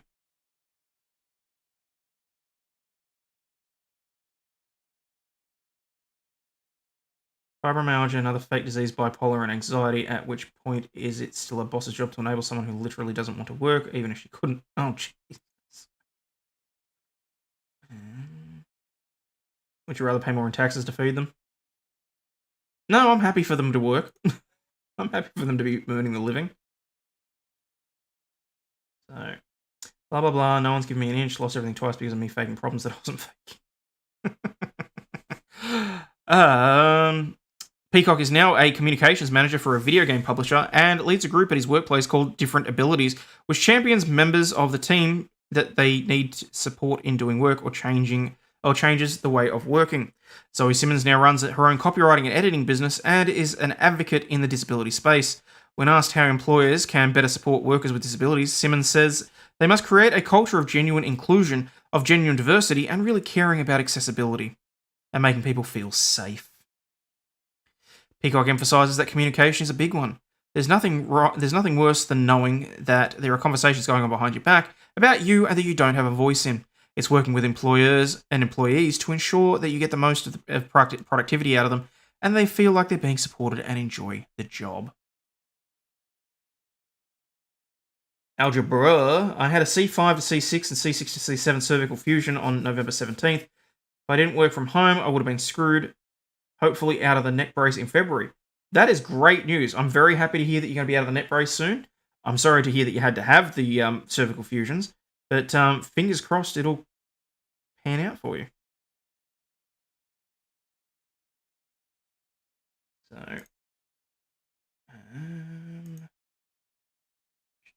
sorry, won't be just a second. Something just popped up on my feed. I just want to check whether or not it's newsworthy or not.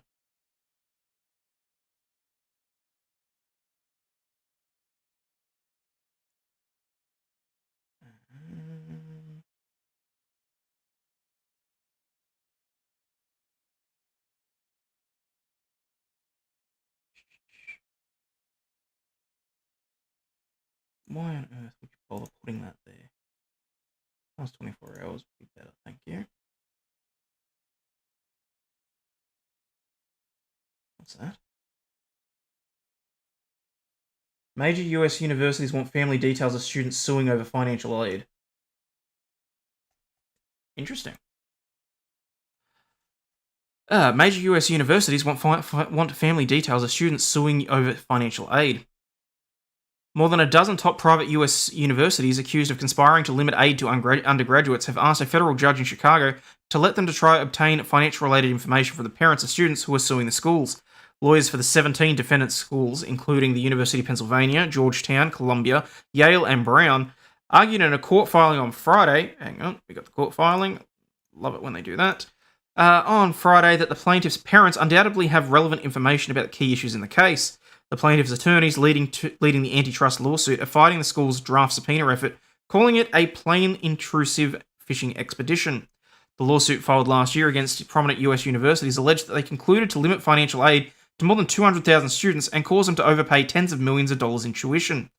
A judge last year declined to dismiss the complaint, pushing the case into the discovery phase. The prospective class action has claimed billions of dollars in damages. Lawyers and representatives for Penn, Brown, Columbia, and other schools did not immediately respond to messages seeking comment on Monday. The defendant schools have denied liability. The parents of 8 plaintiff students are not parties to the lawsuits, but attorneys for the schools contend that they, more so than their children, are likely to have documents about any financial aid applications to non-defendant schools, in addition to material pertaining to class certification, damages, and more. Parents are frequently... Right, so now they just want a whole bunch of information. Hang on, where's the check gone? Universities are just greedy corporations. not a single thing that I disagree with in that sentence, including the word "are" or "just."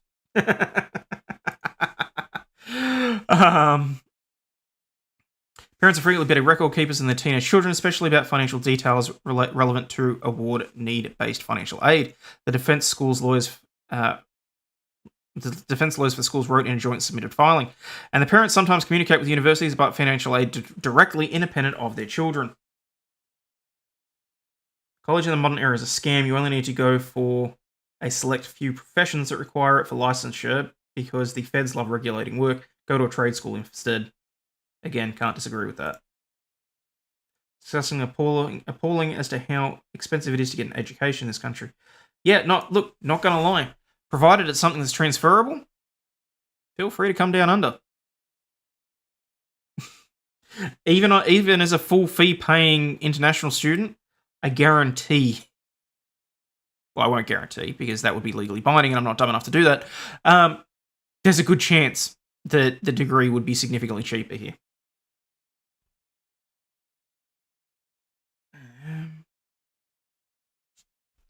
The school's lawyers said that they would negotiate in good faith to avoid imposing undue burden on the recipient parents. The plaintiffs are represented by lawyers from Gilbert Litigators and Counsellors, Friedman, Nomad, Friedland, and Berger Montague. Robert Gilbert of Gilbert Litigators on Monday declined to comment. Lawyers for the student's plaintiffs said that said in a filing that the burden of searching through likely thousands of personal emails outweighs any marginal relevance. The class lawyers also, they're trying to bury them in paperwork. The class lawyers also told the court that there was no evidence that any plaintiff lied on a financial aid application. Whether plaintiffs failed to disclose some source of funding is irrelevant on its merits. The case is Henry v. Brown University, the U.S. District Court in the U.S. District Court of the Northern District of Illinois. Interesting. I might even keep an eye on that one just for my own personal interesting. Feel free to come down under. I bet that's getting clipped a bit. Hey, feel free. Husband and one's kids are dual citizens of the US and Sweden. Husband is Swedish, told the kids to keep it. College is almost nothing there. Yeah. Isn't that terrifying when you have to actually leave the country to receive affordable education? Father of math star Dion Gianarelli, an ex-partner of Real Housewives Melbourne's Gina Liano, is sued for $176,000 in allegedly unpaid legal fees. Okay, so really this is in the news specifically because they're related to Gina Liano, who is one of the Real Housewives of Melbourne. Okay, let me just double check if there's anything even remotely better.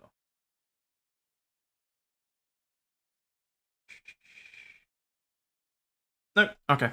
Property mogul Dean Gianarelli, the father of math star Dion Gianarelli, I don't know how the fuck to pronounce that, and ex-partner of Gina Liano from the Real Housewives of Melbourne, is being sued for $176,000 in unpaid legal fees. The defendant is against Brisbane law firm AJ & Co. Lawyers Pty Ltd, who claim that they handled extensive work for him which was unpaid. The businessman owns and operates Gianarelli Group, a multi-million dollar property investment group that develops luxury properties on the Gold Coast. Oh, someone would have made out like a bandit. Rather migrate to Japan under one of their breeding visas.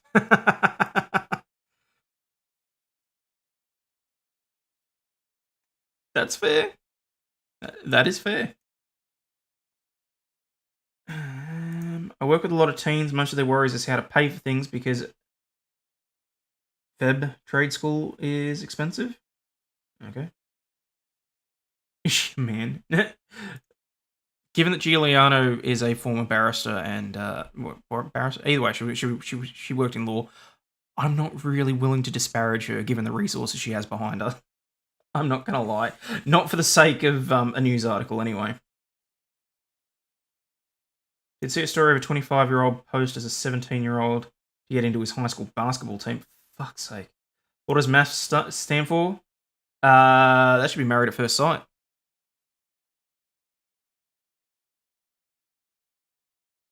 Jesus Christ. So they were on Real Housewives of Melbourne and Married at First Sight. Fucking hell. Well, say my wife did see a lot of death from the Rona and some dude's lost all his limbs, but bro, I'm 32, I ain't gonna die from the vid. Fair enough.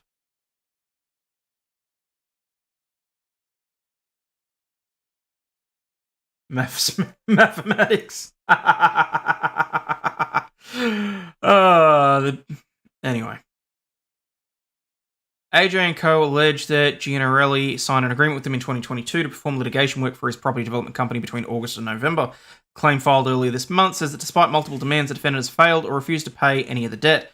The hefty $176,000 bill includes numerous invoices for $84,500 issued in August, $54,000 in November, and a further $5,000 for negotiating a put and call option deed.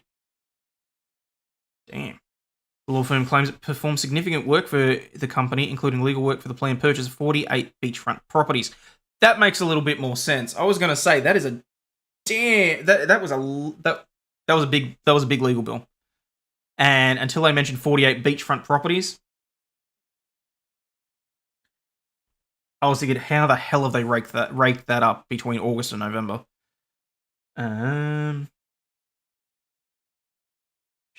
Comes after Gianarelli and his reality star son Dion, 35, last year signed a deal with the Ritz-Carlton to develop a 150-room resort at Mariners Cove at the Spit. The plans for a spectacular development include a 67-berth super yacht marina and a 512-square-meter ballroom and an outdoor rooftop pool.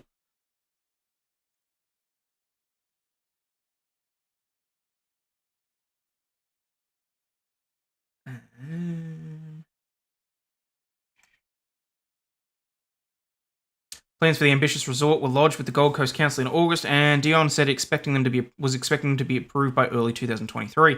If the council gives the green light, the resort should be finished by 2025.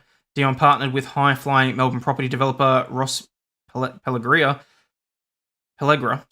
of the Pellegra Group to make the deal a reality. So yeah, some dickheads. The only reason this is in the news is because the guy's related to two reality TV stars. That's really it. Just wait, Hayden has the tools now to review MILF Manor. I don't know how.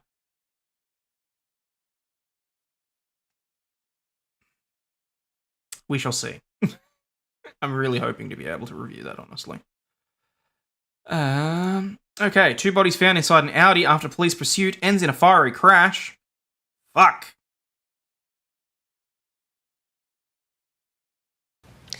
Carl, a number of major roads in Western Sydney remain cordoned off. A major investigation underway by Sorry if New that blew South out anyone's Wales eardrums. Police. We understand 2 people have been killed in this, what is now being called a critical incident. It was 12:30 this morning when Auburn Police were doing routine patrols here in Strathfield when they have given chase to a silver Audi. There has been a short pursuit. We understand that car has rolled and burst into flames. A number of witnesses have pulled over to try and render assistance, but we understand 2 people were trapped inside the car. Paramedics arrived at the scene and they were declared dead a short time later. As I said, this has been declared a critical incident by New South Wales Police. The crash itself has occurred on the M4 motorway southbound on-ramp, that car rolling potentially a number of times. So there's that. 2 people have died after a police pursuit ended in flames on a major Sydney motorway just before 12:30 on Tuesday. Highway patrol officers patrolling Centenary Drive in Strathfield where they attempted to stop a driver of a silver Audi. When the driver failed to stop, police began the chase, but the driver crashed while heading on the southbound on-ramp at the M4 motorway at Homebush. Fuck. This is why they're not supposed to engage in chases like that.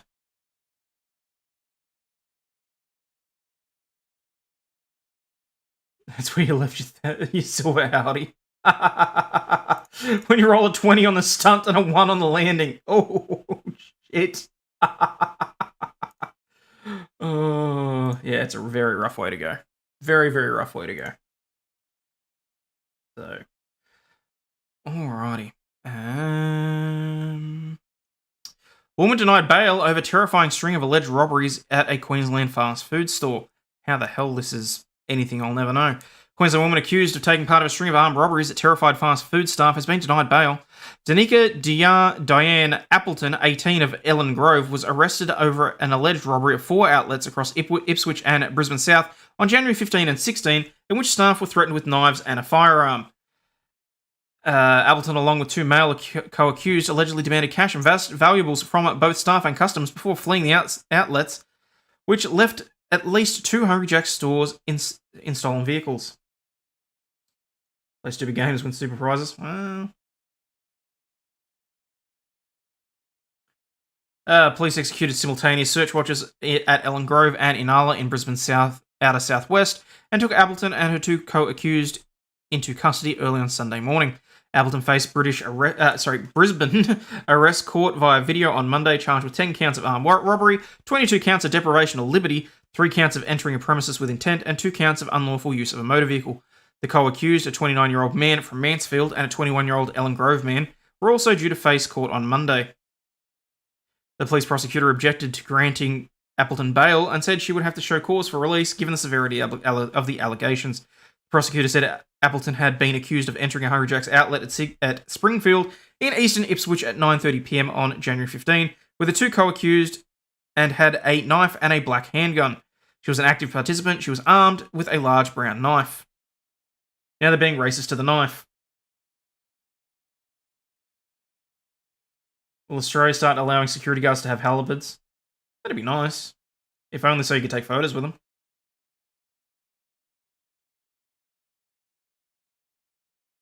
Should cover the Alan Anderson story blowing up today. Do I even want to know?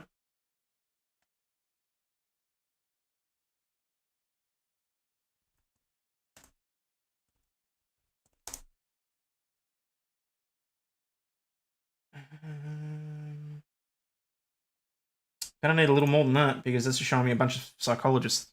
Because apparently that's a common name. The knife later turned out to be a large spoon.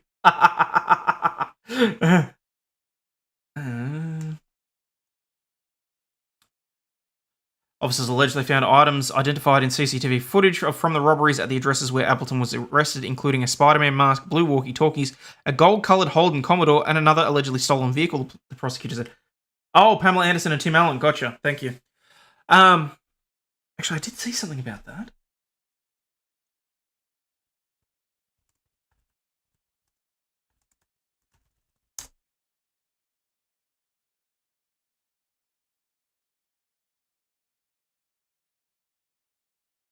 Yeah, okay, so we got NBC, we got news.com.au, and we got Variety. Alright, I'll have a look at that in a minute.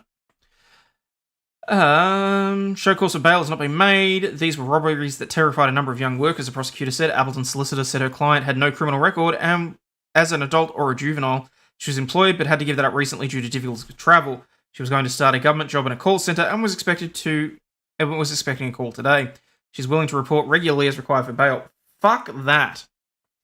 If she's going to get a criminal record, she shouldn't be in a government job anyway. So, sorry, no.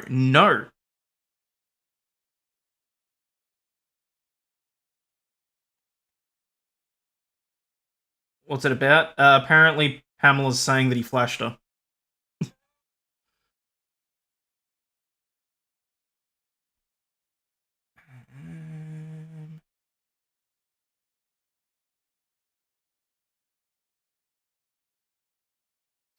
Alright, so which one does it start with? So the Variety one was from 23 hours ago, so we might as well start with that. Okay. Pamela Anderson alleges Tim Allen flashed his penis at her when she was 23. This is an exclusive to Variety, apparently. The explosive claim is one of many in her upcoming memoir, Love Pamela. Okay, so this could be a puff piece for a book, but anyway. Which traces Anderson's rise from a small-town girl in Vancouver Island to one of the most recognisable women in the world. I'm not going to lie, if I saw her on the street, I probably wouldn't notice. At this point. Go past go, do not collect $200. Absolutely not. Apparently being a criminal isn't a problem for a government job. Well.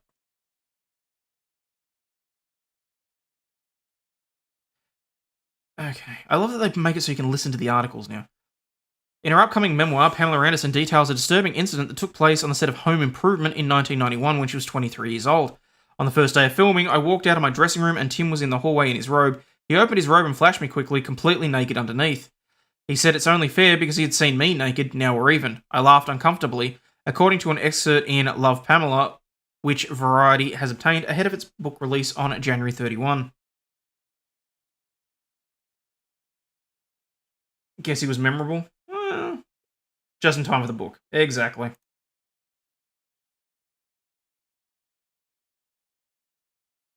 Tit for tat.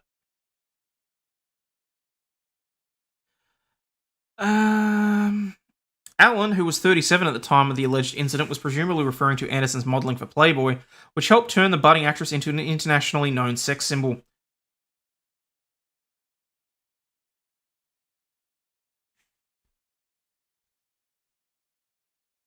Hey, that boat had multiple holes in the back, okay? And it got very wet and very damp very quickly.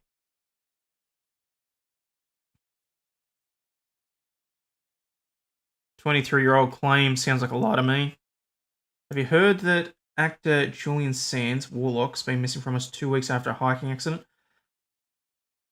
I heard... Oh, actually, yes, I did hear that he was missing. I didn't know where he was from, though. Like, I saw a thing that he'd been identified. Alan, who was 37 at the time of the alleged incident, was presumably referring to modelling with Playboy. "No, it never happened. I would never do such a thing," Alan told Variety in a statement. The explosive claim is one of many in the book, which traces Anderson's rise from small-town girl in Vancouver to one of the most recognisable women in the world. Home Improvement marked one of Anderson's earliest credits, where she played Lisa the Tall Girl in what quickly became the #1 TV series in the United States. She appeared in the first 2 seasons of the ABC sitcom before leaving to focus on Baywatch, which became a global phenomenon exported to 150 countries. Yeah. Okay, so you got one story out of Tim Allen on Home Improvement. How many stories are going to be from the set of Baywatch? Tuned right in when you said international sex symbol. All hail. Hey, expert. She waits till now to complain. This is why all these complaints from women are unbelievable. Well, see, here's the thing. Is this actually a complaint, or is this just that she's mentioned it in a book, and now she's using it to plug sales?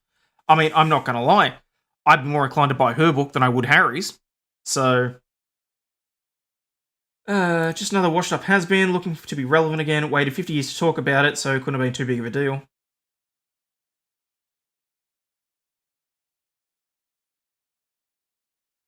More than likely a puff piece for the book, as Alan's team has already denied it. Yeah. She was a tall girl, right? Let's just put it this way. When she was on set, so was a lot of wood. 30 years later.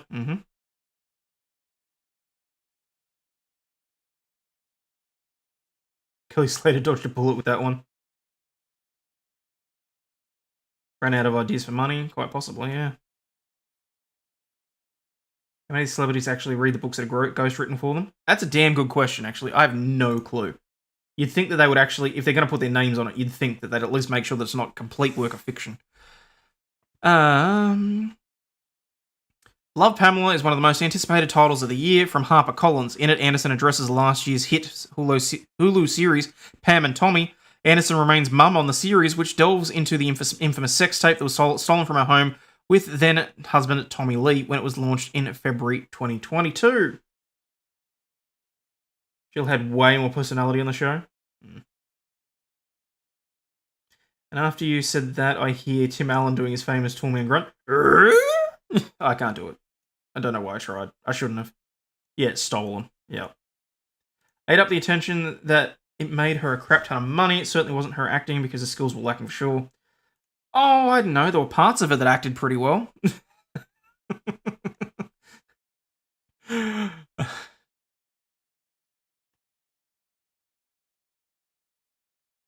Okay, now how's news.com.au looking at it? Pamela Anderson accuses Tim Allen of shocking act on set. Tim Allen has denied flashing Pamela Anderson on the set of the US TV show Home Improvement in 1991. Anderson, now 55, claims Allen, now 69, exposed his genitals to her in a hallway while filming the show. At the time she was 23, he was 37.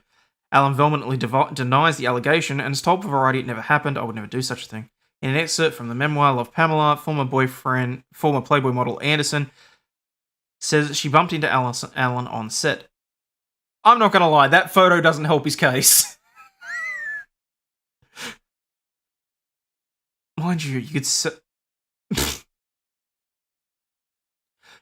easily Photoshop that. Just saying. Tim just ogling the tartars, a man right there. On the first day of filming, I walked out of my dressing room, and Tim was in the hallway in his robe. He opened the robe, flashed me quickly, completely underneath, said it was only fair because he had seen me naked. Now we're even. I laughed uncomfortably. Home Improvement was one of Anderson's early acting credits. Yes, we read that. She appeared in the first 2 series. Book, which is set to be released on 31. Okay, so there's nothing there. All right. So how the hell has NBC taken this?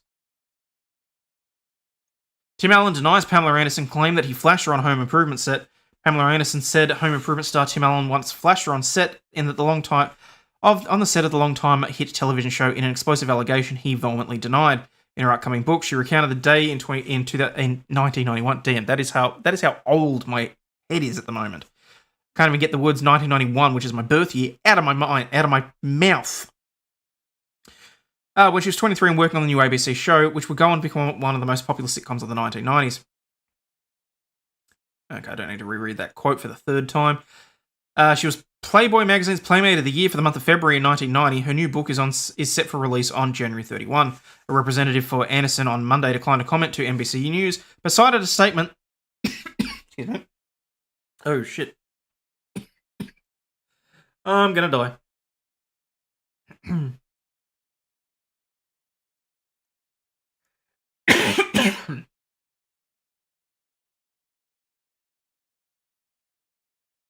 Where's my camera?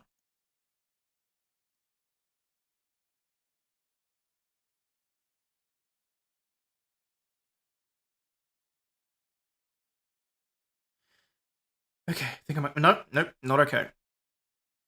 I'm not okay.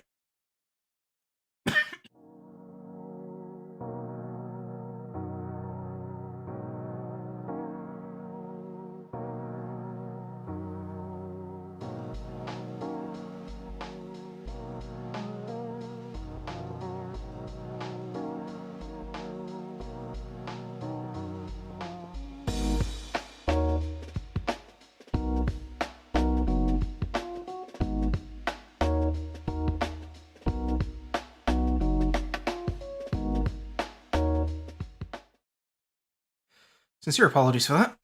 Had something stuck in the back of my throat and it just... You know when you get a tickle and it's just not going to go away?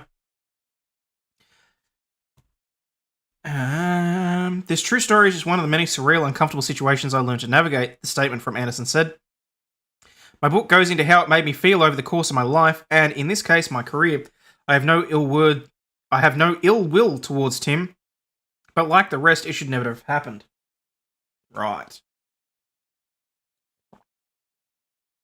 If it happened. Because I'm sorry, but I'm not a believe all person until it's properly investigated. And I mean, look, not about to kill a guy's career because of it.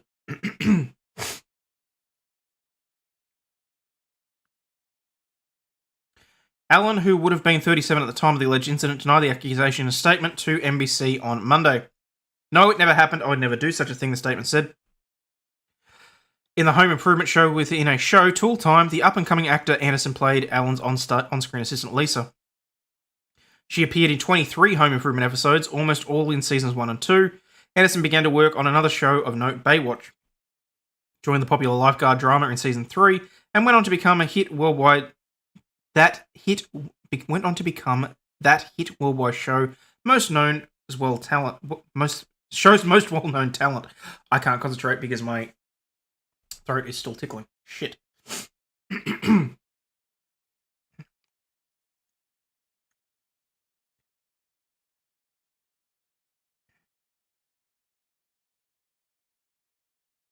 Someone call 69420. Host choking to death on his own spittle. Unfortunately, she chose to target. Well, the media loves deconstructing good stuff from the past.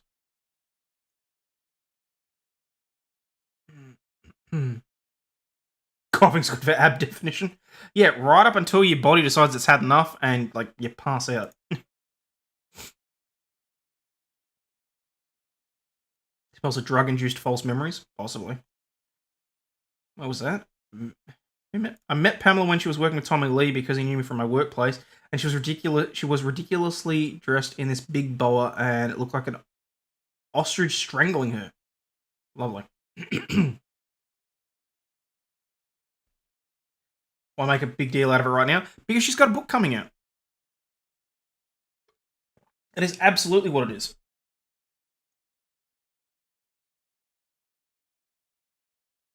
Was he wearing the tool belt in the nude? I would expect not. I don't know that they even had the tool belt on the first episode. I choke on large milkers, don't feel bad.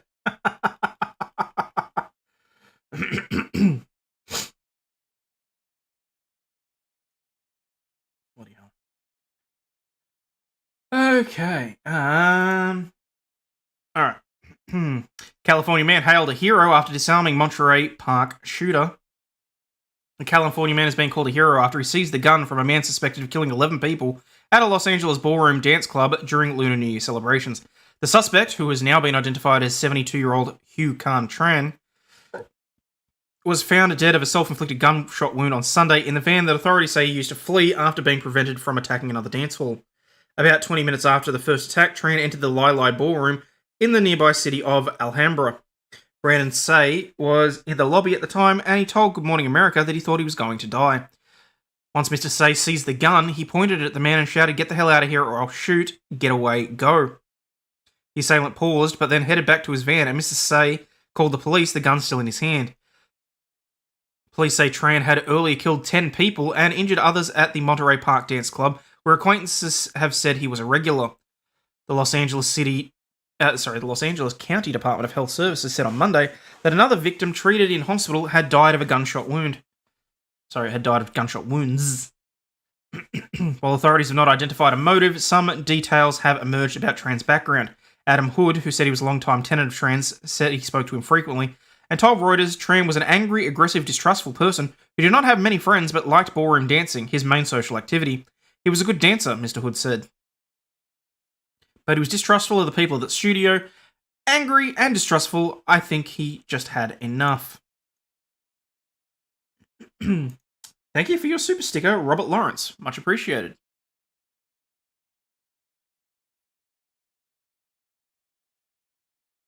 I remember friends watching Baywatch. Oh, they're running. Is it the egg timer? You know it is. This guy's a true hero. Cops are not changed my mind. Not disagreeing with you.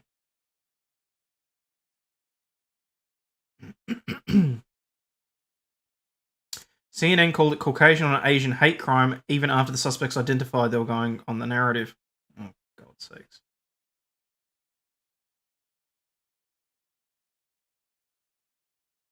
Tran complained that people at the studio were talking behind his back. Tran, who was divorced, never remarried, and did not have a girlfriend, Mr. Hood said. CNN reported, citing an unnamed friend, that Tran complained that the dance instructors said evil things about him, and that Tran was hostile to a lot of people at the studio. Tran had an active trucking license and previously owned a company called Trans Trucking. Trans Trucking. Okay. He lived in San Gabriel near Monterey Park from the early 1990s to around 2014. Records show. Wow, they're really digging deep for this. Tran moved in 2020 to a mobile home in a private gated senior living community with a 9-hole golf course in Hemet, about 90 minutes from Monterey Park. A Hemet police spokesperson said there was no record of any complaints involving Tran. It's not clear whether he continued to visit the Star Ballroom Studio in recent years. He met his ex-wife at the studio about 2 decades ago, she told CNN in an interview. Tran introduced himself to her and offered her free lessons. Of course he did.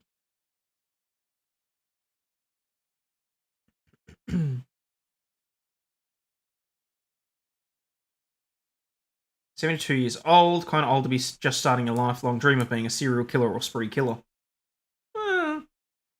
Depends how long you've been planning on it. See what ballroom dancing can do to you, folks? Just say no. It's never too late to chase your dreams. Oh, shit. While Tran was never violent, he was quick to anger. For instance, if she missed a step while dancing, she told CNN they divorced in 2005. The Los Angeles County Coroner's Office on Monday began identifying the victims of the massacre. Coroner's Office confirmed the names of two women, Mainan, 65, and Lilan Lee, 63, who were among the patrons who died. While not releasing other victims' names, the Coroner's Office said 5 women and 5 men were killed, all in their 50s, 60s, and 70s. Ms. Nahn's family said in a written statement released on Twitter that we are starting the Lunar New Year heartbroken.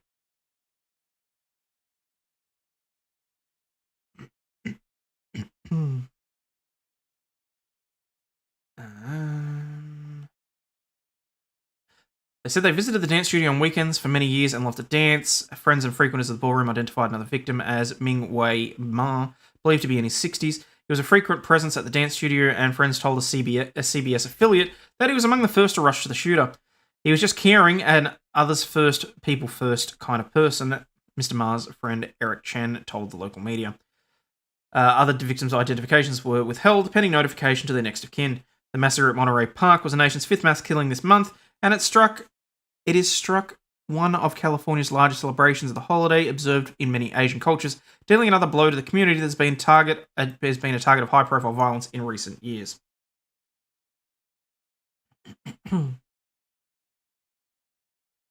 Alright. Do I dare do an article about the Trump and Biden documents? You folks going to get too rowdy, or are you right if I just go over it? Mr. Ma sounds like a kids' TV character.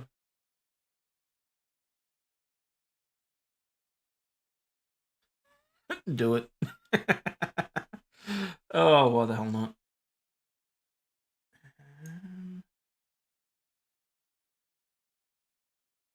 What the fuck just happened there?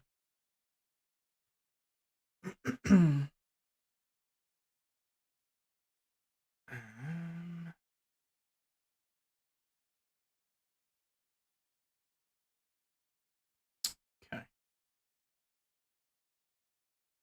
Hayden now did a moment of silence for the Aussie lawyer. Thank you, Shade.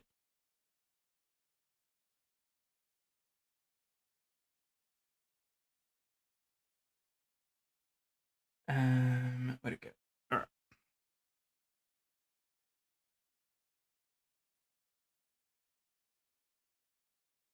Okay. Joe Biden, Donald Trump, and those classified documents. The discovery of batches of classified documents on Joe Biden's property presents a headache for the president, but this case is quite different from that of Donald Trump, reports David Smith in Washington. American presidents face many era-defining challenges, wars, pandemics, and recessions, but one that gets less attention and seems to keep haunting them, paperwork. Last November, Joe Biden's think tank in Washington, D.C., aides to the US president were packing up, and they found something that shouldn't have been there, a stash of classified documents. As David Smith tells Michael Safi, this was not the end of the matter. A further search of Biden's property turned up more secret documents that needed to be handed over to the National Archives. It's left Biden with a legal headache, and perhaps more pressing, a political one. The revelations have been leapt upon by supporters of Donald Trump, wasting no time in calling for Biden to face the same scrutiny as the former president. Look, as well he should, frankly. His own home was raided by the FBI after ignoring demands to hand over documents he had taken without authorization.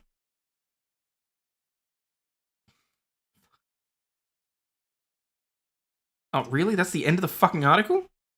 Oh, it's because there's a 25-minute podcast that they're expecting everyone to listen to. Alright, what do they got there? One written Biden documents discovery Donald Trump. Alright, let's have a quick look.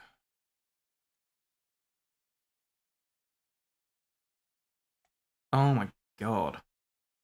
Oh, that's Merrick Garland. Okay.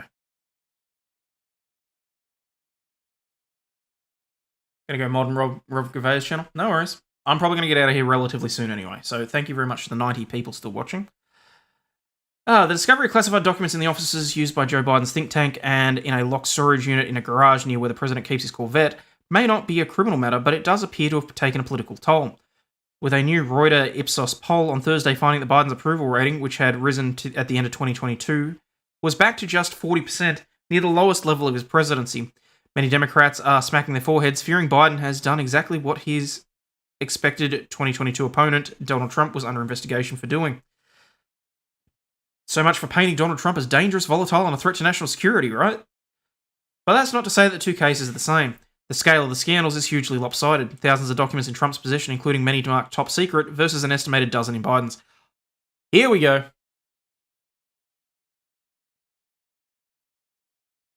Ron's going to go over the shooting tomorrow according to notifications. Okay, well, there you go. In that case, people, share the fuck out of this video first, so everyone knows I got there first. Crucially for the Justice Department investigators, led by the special counsels appointed by the Attorney General Merrick Garland, the actions of the two presidents are also vastly different. Trump declared his intent to take the documents, refused to hand them back, had to be raided by the FBI to secure the records, then fought authorities in court for months. Biden's team handed the documents back voluntarily. Is any of this actually true? I haven't bothered looking into it. He owns a Corvette, that's the first problem.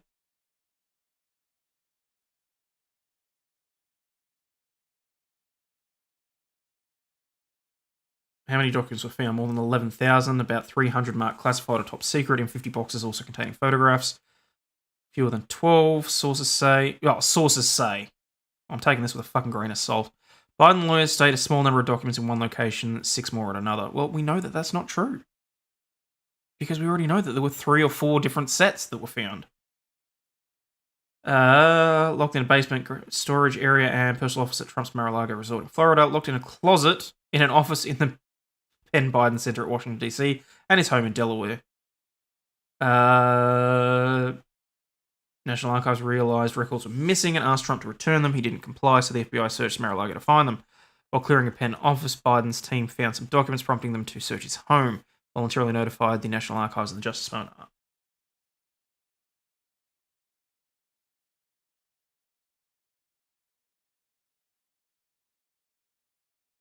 FBI is less likely to take from Jill's panty drawer the way they did Trump's wife. Oh, Jesus, Shade. Like, I know that's accurate, but come on.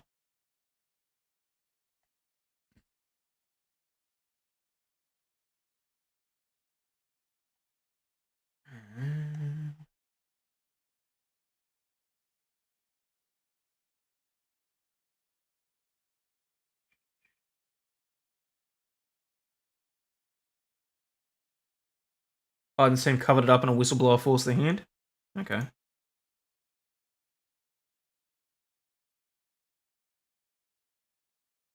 least Trump knew where his documents were and what was in them. Biden just seems to have random piles here or there because he forgets about them. Oh, God. Trump's are in a locked closet. The FBI put locks on. Okay. That was seen much? Yeah.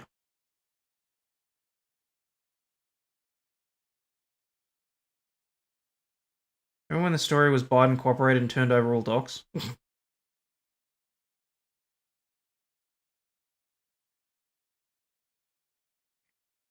Penn Center wasn't even built when Biden was vice pres. Okay.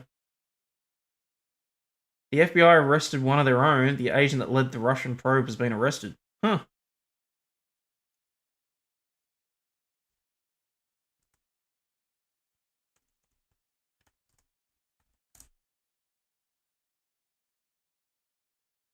No shit. Look at that.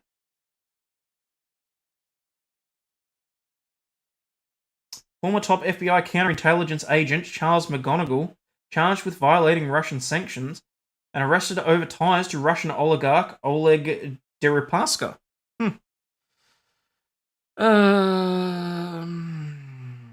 Wow, I actually really don't care about this because this is so far fucking one-sided that it doesn't matter to me now.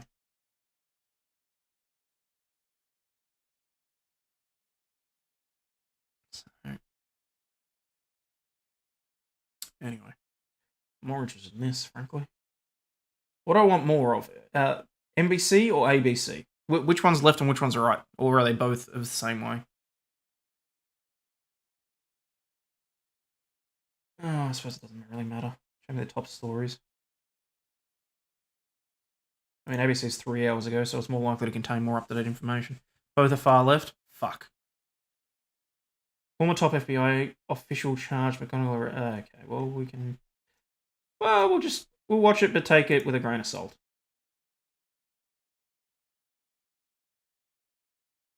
The FBI raiding 2 homes linked to a Russian oligarch, Oleg Deripaska, an ally of Vladimir Putin, and appearing in the Mueller report linked to former Trump campaign manager Paul Manafort. Here's our Chief Justice correspondent Pierre Thomas now. Tonight, the FBI raiding the Washington and New York homes associated with a Russian oligarch with ties to Vladimir Putin. The U.S. government continuing to intensify the pressure against Oleg Deripaska, who the Treasury Department has previously sanctioned, stating Deripaska has been investigated for money laundering and has been accused of threatening the lives of business rivals, illegally wiretapping a government official, and taking part... Okay, right up until they said... Oh, hang on, that's supposed to pause. Right up until they said illegally wiretapping, I was just thinking, how is that not just a Russian businessman? But anyway. Russian organized crime. Today, the FBI carting out boxes from 2 properties valued in the millions of dollars. While no charges have been filed, Deripaska has faced FBI scrutiny before. Former Special Counsel Bob Mueller detailing his ties to former Trump campaign chairman Paul Manafort. Sources say the case has no ties to former President Trump. The Treasury Department has sanctioned senior Russian government officials and oligarchs like Deripaska, who they claim benefit from the Putin regime and play a key role in advancing Russia's malign activities. Deripaska has sued the U.S. government, claiming that the sanctions against him are based on nothing but false rumor. The spokesman told Russian state media today the token that FBI chick standing at the front are not his property. David? Quite a scene in Washington and in New York today.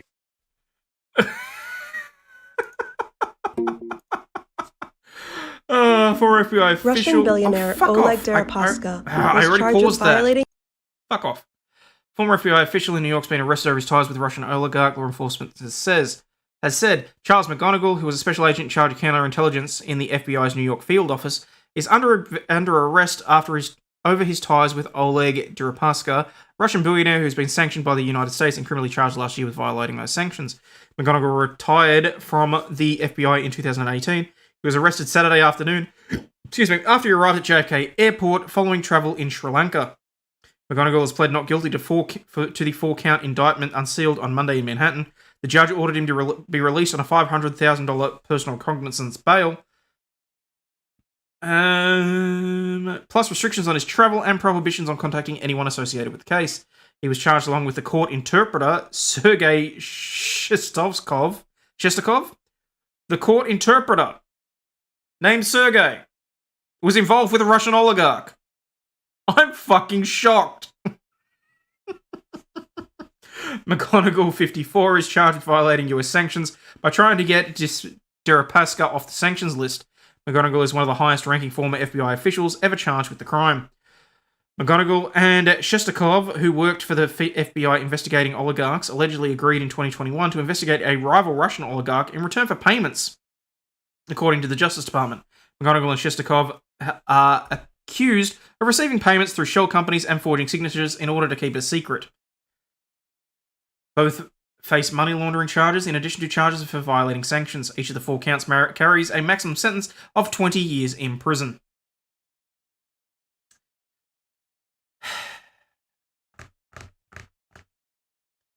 Probably the FBI agent from the commercials who has an anxiety disorder and PTSD, but she's still the best ever.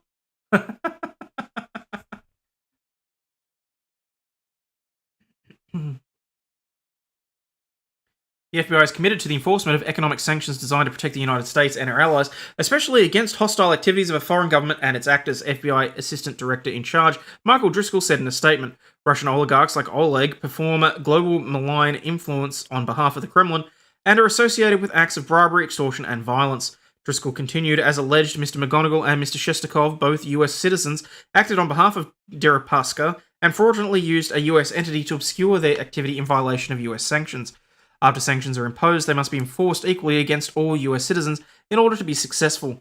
There are no exceptions for anyone, including former FBI officials like Mr. McGonigal.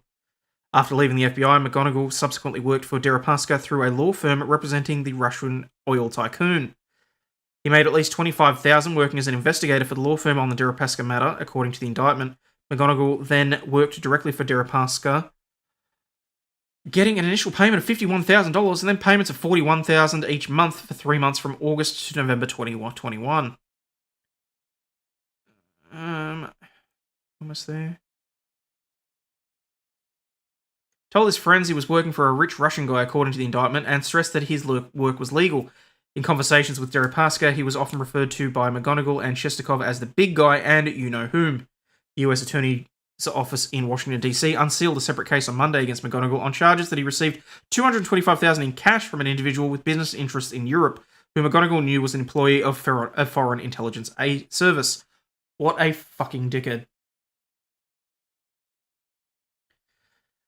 The 9-count indictment alleges between August 2017 and September 2018, leading up to his retirement from the FBI field office, McGonigal concealed from the Bureau that his relationship with the unidentified former foreign intelligence officer, or while travelling abroad with the person and meeting foreign nationals. The person is described as an Albanian national who was employed by a Chinese energy conglomerate. Well, shit. There you go. Alright, guys. Where are we at? We're almost at 2.5 hours. I'm going to get the hell out of here. Thank you very much for everyone watching over on Rumble. There are 34 of you. If you wouldn't mind just hitting that plus button, would very much appreciate that. Doriginus is stuck on Kmart Granny Bloomers versus Victoria's Secret. When the hell did that come up? Oh, Jill versus... Yeah, gotcha.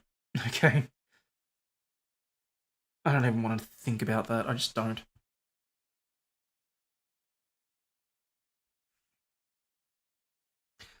Well, guys, hopefully today was an interesting episode for you.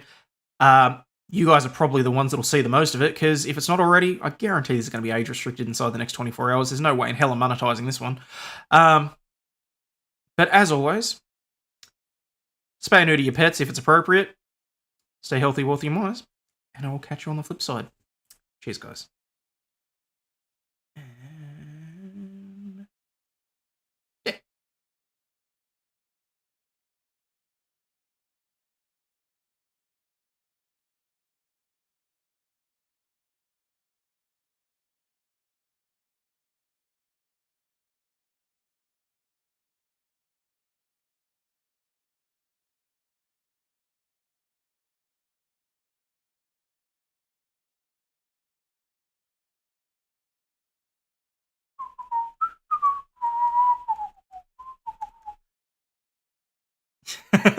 No, I knew.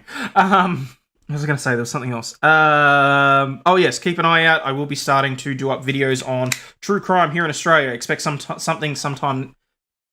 Might be next week by the time I get around to it, but there will be. Yeah, love you all, and I'll see you tomorrow. Cheers, guys.